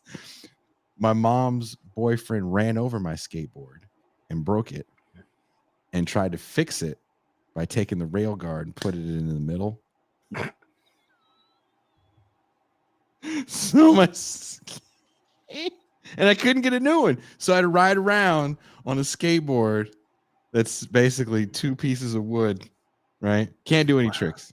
Can't do anything. Wow. But anyway, that wasn't even a good conveyance at that point. He was in a bad drug place. But anyway, I don't even know if that guy's alive anymore. What mom's boyfriend wasn't in the 80s in a bad drug place? Dude, he totally took my mom. I don't even want to get into it because my mom's gonna be like, why are you telling all my business on the show? It's like, man, I don't even talk to you. Quit yelling at me like that. anyway, so I love skateboard movies, and I love them. Gleaming the Cube, one of my favorites with Christian Slater. My favorite skateboarding movie is starring everyone's favorite Marvel character, Thanos. Josh Brolin was in a movie with all of the big time skaters, Tony Hawk, Alva, all of them, Hosoi, everybody that was big, Lance Mountain, and it's called Thrashin'. Oh, Thrashin'. I've actually title. I've seen that. And it's like a West Side Story with skateboards. Mm-hmm. And there's a scene where, Brolin's character is in love with a character from a rival skateboard gang called the Daggers. We coming for you, nigga. I faintly remember this. Like Tony Alva was a Dagger, and they lived in a punk house. And, he had to fight. And they're like, there's only one way to handle this. You're going to have to joust. And Brolin was a skater from the Valley. The irony is Brolin literally is from the Valley. Right? He's Hollywood royalty. Of course he lives in the Valley. Mm-hmm. So there's this scene in this movie. Do I have it queued up? Yeah, I have it queued up. We're going to play it. The show's going to get demonetized. If anybody feels like kicking down a couple bucks, we'd appreciate it. Because I want you guys to appreciate the 80s. We've already learned about gymkata. You've already seen what it's like to be a gymnast from the wrong side of the tracks. Now we get to see skateboard jousting. Now you get to see skateboard. Something that's never happened. I've known a lot of skaters that were bad boys. And I don't think they solved any of their problems with jousting. I've seen people pick up skate. I've seen this with my eyes. Pick up skateboards and hit people with them. Oh yeah, I've been hit with a skateboard. It's not fun. No, especially when you do it fucking trucks out. Ugh. Oh, you can fuck somebody up. Yep, I know. That being said, can you imagine, Mac, if someone looked at you like they do in the movies, like, hey, 3 o'clock after school, Pikes Peak, joust. I would laugh in someone's face. Man. I would laugh in someone's face. That's what The 80s always had. I love Better Off Dead. You can love Better Off Dead as much as me, not more than me. One of the highlights of my career in any sort of entertainment media, even music, is interviewing Diane Franklin, aka Monique, from Better Off Dead. Love Better Off. And how's that? Hey, I'll meet you at the K-12. Did you ever settle a beef in high school? Meeting someone at a meeting place? I'm going to meet you behind the Arby's, motherfucker. No. Just swung on him. Right? You never were going to meet someone at the meat place. That's not how real people talk. No. And that's how you know that these writers, directors, and producers were all coked out of their minds. Out of their fucking minds. This is how we fought in the 50s. Word? No, they didn't. They rolled up their cigarettes and their plain white tees and then snapped at each other and had dance-offs. I seen it in a movie. You said joust is just a funny word for touching pee-pee. You know what, Kush? That makes sense now. Joust, right? Joust. It's also known as docking now if you're uncircumcised.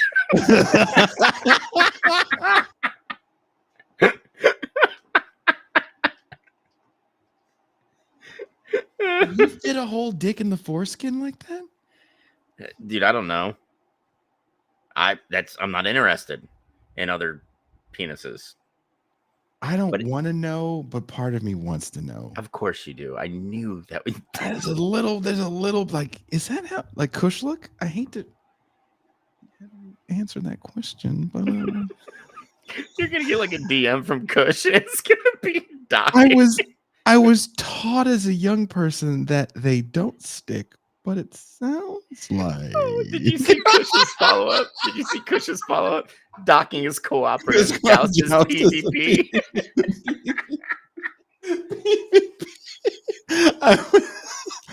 If in the movie Thrashing that the joust was those dudes dick fighting like that, it would have made more sense and been better than the actual joust scene. Kush look is so tarded right now. Jason's newfound interest in docking is totally predictable. It's just, I just want to see, because in my head it's like one of those scenes where they have to land the ship. Jason, I'm gonna promise you don't want to see it. You want to know why? Because it's either going to be a really big and burly Italian or Irish dude. Whatever it's going to be. Yeah. It's going to be too much. Yeah. It's going to be way too much white Catholic person. I want to tell this story, but I shouldn't because I'd have to give too much backstory to. And on top of that, we're running out of time for me because I have to go. Okay. You have to. Okay. Look, Mac has to watch the non-penis joust. The traditional scape thing. Look. Yo, wait a minute, dude. Are you ready? That is look, that's Thanos, dude. Bro, he is locked in. That's Thanos, and this is the first dead vampire from the Lost Boys. Yeah. But look at Thanos. Josh Brolin hates this movie, by the way. Well, yeah. This movie fucking rocks. Dude, watch this. Wherever I am going, they're calling me a stranger, they're calling me a liar, they're calling me a... LA is not this foggy. Look at that. Dude, you gotta admit the dagger. Look how dope it is. Look how dope the daggers look. Wearing a Misfits shirt. Yeah. Oh, dude. Who doesn't want to be a dagger? Right? It's better than Josh Brolin's puffy vest or whatever he was wearing. Josh Brolin's out here. He's a kid from the Val. He's a Val. And remember, guys, because there's music playing in this scene, they're definitely. Let's just pray that we keep the show.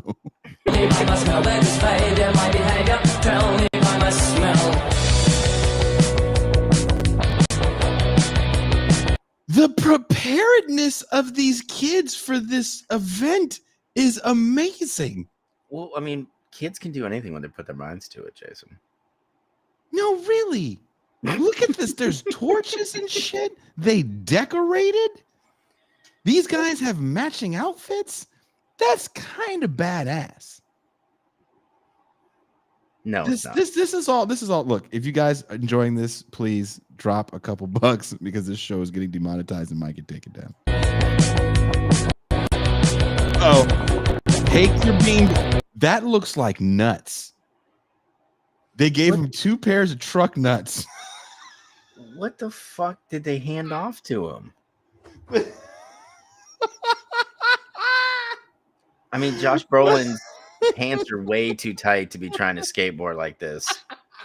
We're going to see not just Big Josh on a skateboard. We're going to see Little Josh on a skateboard too. Does he have truck nuts on? What is going on? No, really, what is going on? I'm so confused. Here, let's keep going. Why does he look scared? It's not a weapon. It's a pillow. That's a weapon in some societies. I don't know. The bigger weapon is the dudes holding. Are those torches or flashlights or are they 80s lightsabers? Those are flares. They're holding flare. I'd be more afraid of the flare guy. There's a fog machine. They went and got a fog machine. People are holding their. They knew what it was. They're like, dude, you got to joust. Go get the fuzzy truck nuts. Mm-hmm. And hey, tell Rob to go get the fog machine. We're gonna need that too. We got to make this really. Yeah. It's not a fucking joust without ambiance. That's right. You have to have ambiance for the skateboard joust. This is sounding more like Kush Lucas joust. Like this is romantic. This is kind of cool, to be honest. I do this jousting as well. It's atmospheric. Like this is the thing about fighting. It's all, temperament, and you lose it, and you do something stupid. The thing is, Kush, the joke's on all of us, and Jason hasn't told us. The scene's going to unfold where they skate down that little arroyo, they meet in the middle, and then they dock. That's a different thrashing. That's Josh Brolin's not in that one. No, probably not. I don't imagine Thanos / Cable. Someone named Kirk Spikers in that one. And he's oiled to be damned. Yo, dude, yeah. And he's challenging. He's wearing my shorts. I got some shorts that are slightly below the modesty line. Well, I mean, when you're there to challenge people to Greco-Roman wrestling and lathering up with baby oil, you got to be prepared. Did you see what Newry wrote? Is this still the PP jousting? Yes, that is still the PP jousting, Newry. Look at this. I'm not the same way as you, just because I'm far away from home. You say I don't belong to you. You only shine my culture, the things that I've learned. You want the total adaptation, the pride that I own. But what remains is a question I'd like to ask you. As soon as I fit in, who are you gonna bring the bad things to? What's going on?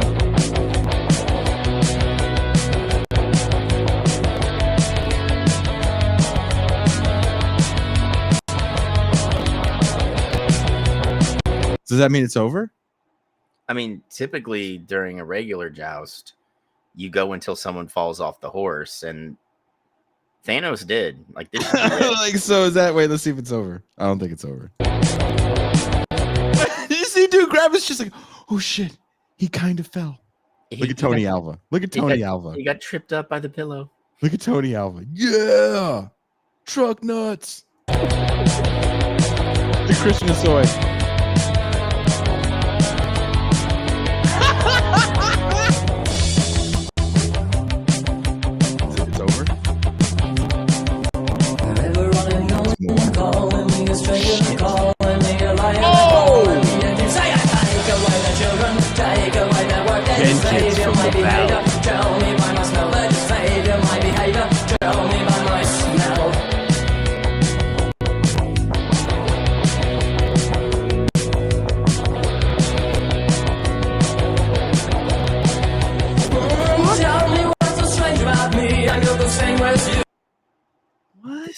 This is horrible. What? This is like Beat Street for white kids.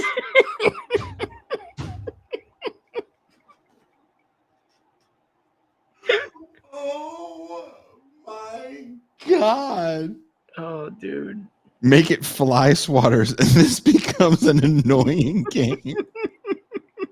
Nuri says, are they feather dusters? George Look says, this kind of high-speed docking is not tenable. Oh my God. Oh, dude. Oh, push play. Let me get through this so I can go to bed. No, what the fuck is this band singing about? Man versus truck nuts. Next TIR meetup, you guys should do this. Dude, Jason and I would break our hip the minute we got on the fucking skateboard. I would be terrified to fall off a skateboard.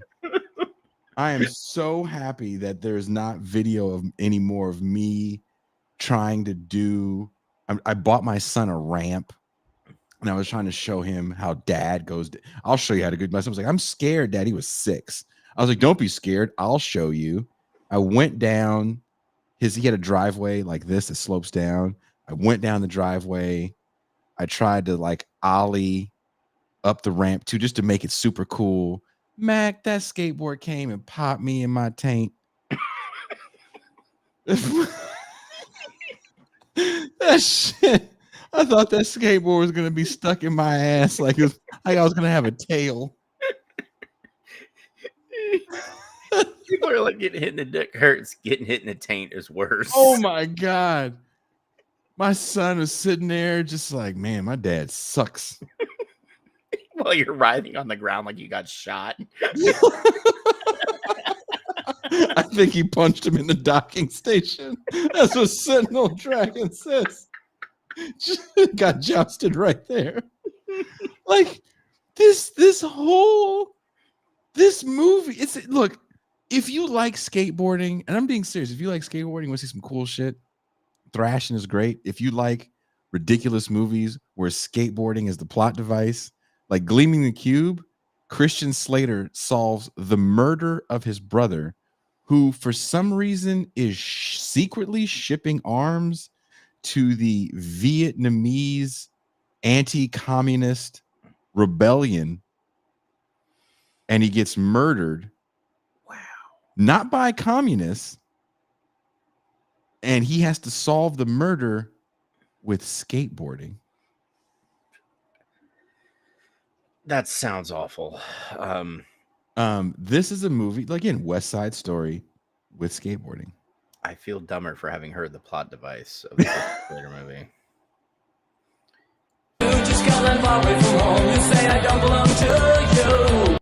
You want me to shine my culture, all the things that I've learned. You want the total redemption, the pride that I earned. But what remains is a question I'd like to ask you. As soon as I fit in, who are you gonna blame the bad things to?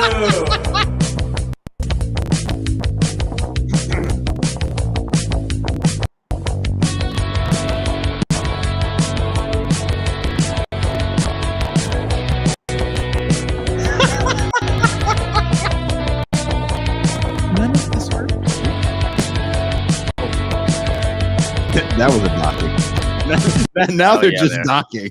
Now they're just straight up docking. Mm-hmm. I told you it was going to unfold that way. It's just straight up docking at this Your point. foreskin's too big. Let me punch you in the face.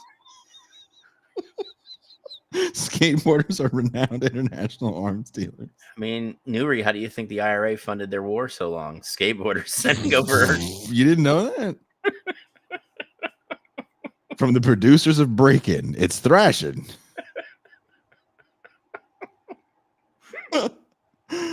There's aggressively hugging. Are we sure that wasn't the one gymnast?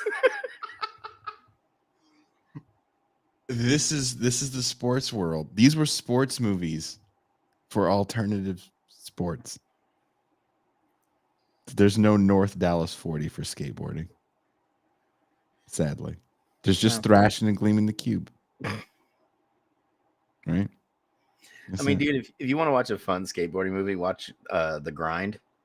It's fucking Oh, hilarious. from the 90s. Yeah. Well, like Yeah. early 2000s. Yeah. Was it early 2000s? Yeah.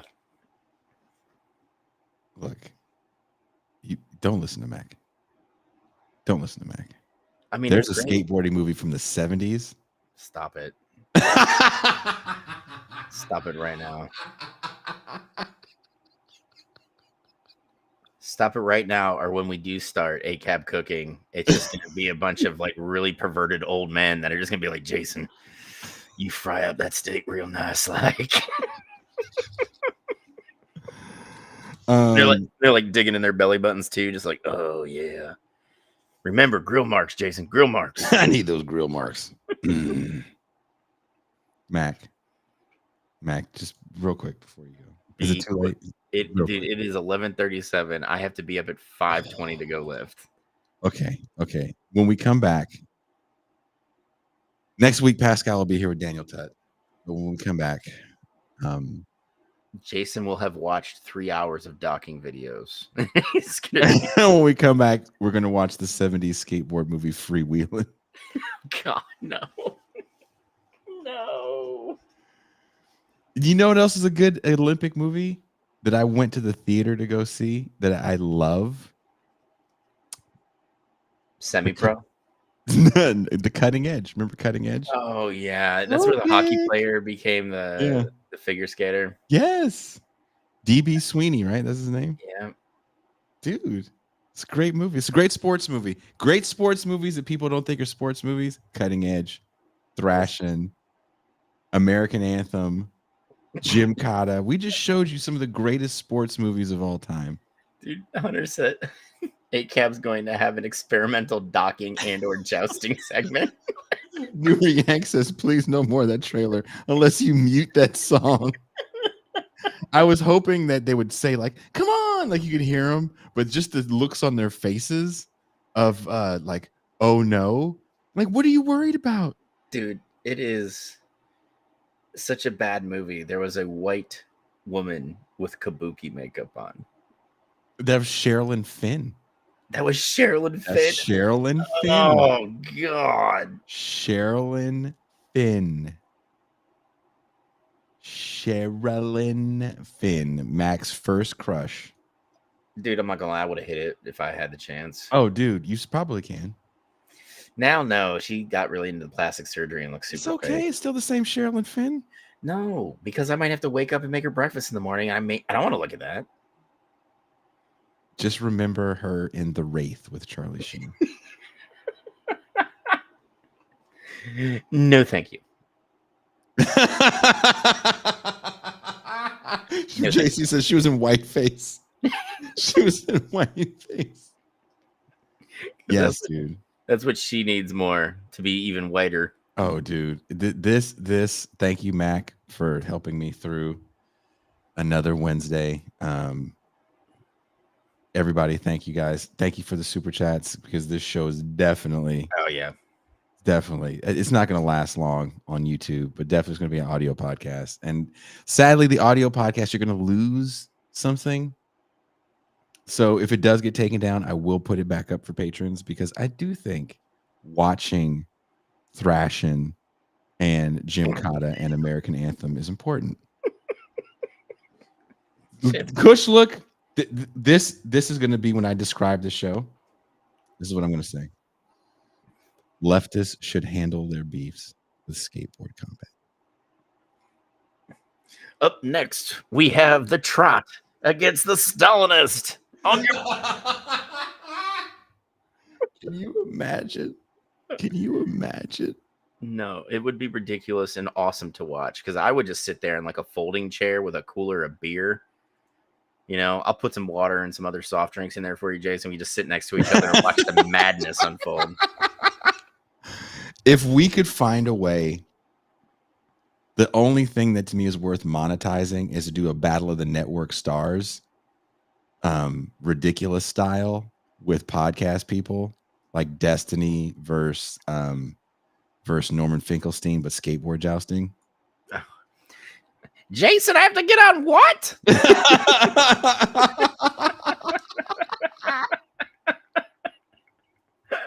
must be the dumbest man I've ever seen. If you think you can defeat me, I'm 6'1". You're 5'7". You're a moron. You're a moron. That's what I care. If you want to talk, why don't you do drama? I don't care about drama shit, but I would love to have Jimmy Dore and Sam Cedar in a skateboard joust. Dude, we can just switch it up too. Like we Break can the internet. We could have Sam and Jimmy tape one, like they would grasp each other's forearm and we tape it together. And we make it their dominant hand, right? So they just have to slap each other until one of them gets knocked out with their offhand. Sam Cedar and Jimmy Dore slap fight. Mm-hmm. Sam Cedar, Jimmy Dore, car jujitsu. Oh, dude. Sam Cedar, Jimmy Dore, Jim Cotta. Oh.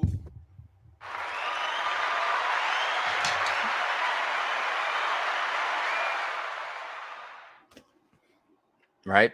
And then we can get like, I tell you what, we'll do Pascal and Ben Shapiro thumb wrestling. Just Haas and Ben Burgess skateboard joust. I am here. Haas and Ben Burgess docking.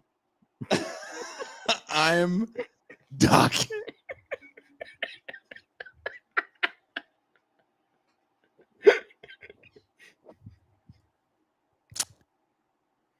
I'm also down to do that too. Like have people have a docking competition. That's what you're into.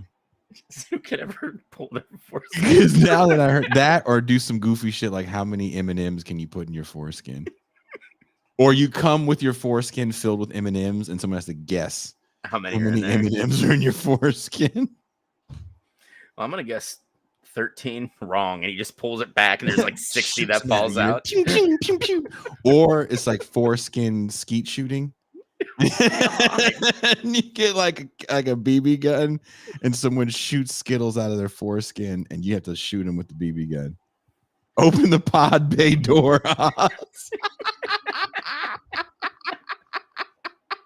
Kush looks says I'd win that one. We can get Candace Owens. Oh. And who's the bitch from the Young Turks? Anna Kasparian? Yeah. Who's shooting the Skittles? Who's shooting the Skittles? Pull!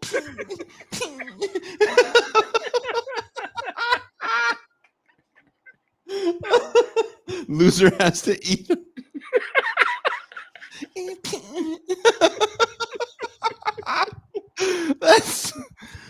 This is the battle of the network stars level competition that I need to see, that the world needs to see.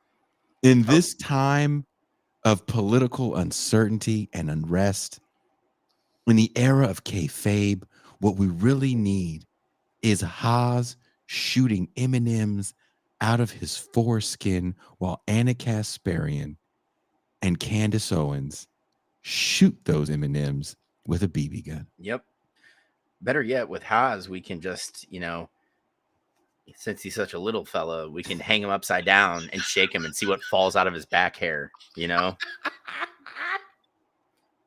Haas, you've got $38 in spare change that fell out. That's great. Good for you, man. You're going to need it because Candace Owens is nearsighted.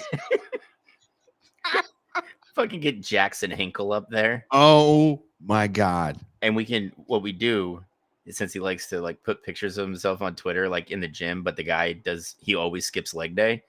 Ooh. We have a competition. What's bigger around, Jackson Hinkle's calves or a broomstick? We make Jackson Hinkle joust Cenk Uygur. Oh, yeah.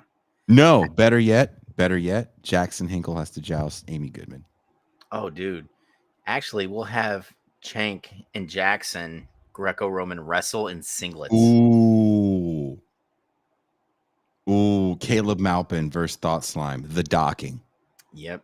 That's a docking competition. Oh, dude, yeah. And the thing is, Moppin would get all into it too. Like, I'm gonna win. Moppin, yeah, super long foreskin. That guy. Oh, dude, yeah, super long. And he doesn't wash either. No. It's a mess down there. Yeah, it's a mess. It smells like a Tijuana sewer. Yeah, it's not a good scene. Yeah, Vouch versus Sabby Sabs in a horse race.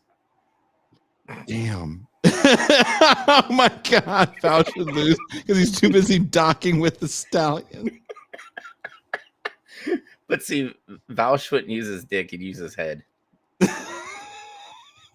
They're big.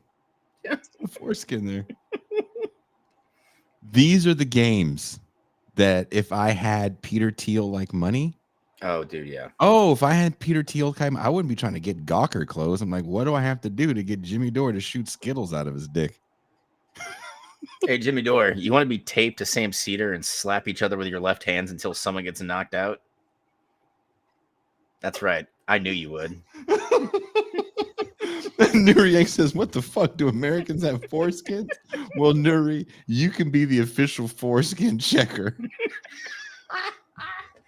We will have no foreskin doping allegations. Yeah, in you our get to be the games. one to check to see if they're a real American. I am a real American. We'll have Hogan and Kid Rock as the MCs. Just listen to him go off the rails. Brother, I love America and I love my mushroom tip. And when my mother circumcised me, I was like, God damn it, I love it so much. I came back for another cut, mother. Ooh, yeah. Fucking Kid Rock starts shooting at a mountain of Bud Light, misses, and then his assistant comes up and does it for him like he did in the video.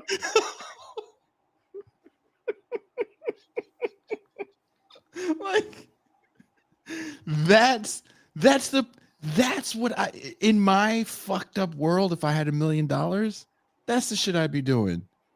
Publicly. You wouldn't see any humanitarian shit from me, but you would definitely see the debauchery of foreskin skeet shooting. Yeah. Billionaires really shouldn't be paying y'all for these fine ass ideas. Oh my God. Oh my God. Okay. Mac has to go to sleep. I have to go try to live a life. Thank you guys so much. I'll be back tomorrow speaking with Walker Bell. I think that's how I pronounce his last name.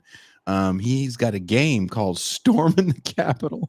It is a board game where you can choose between 6 patriots and you can storm the Capitol. That sounds like a really shitty version of Settlers of Catan. It's a joke. And the dude hit me up and I'm very excited to get this cat on the show. He seems fucking sane. So that's going to be a fun one. I'll see you guys. And as we say here on TIR, we are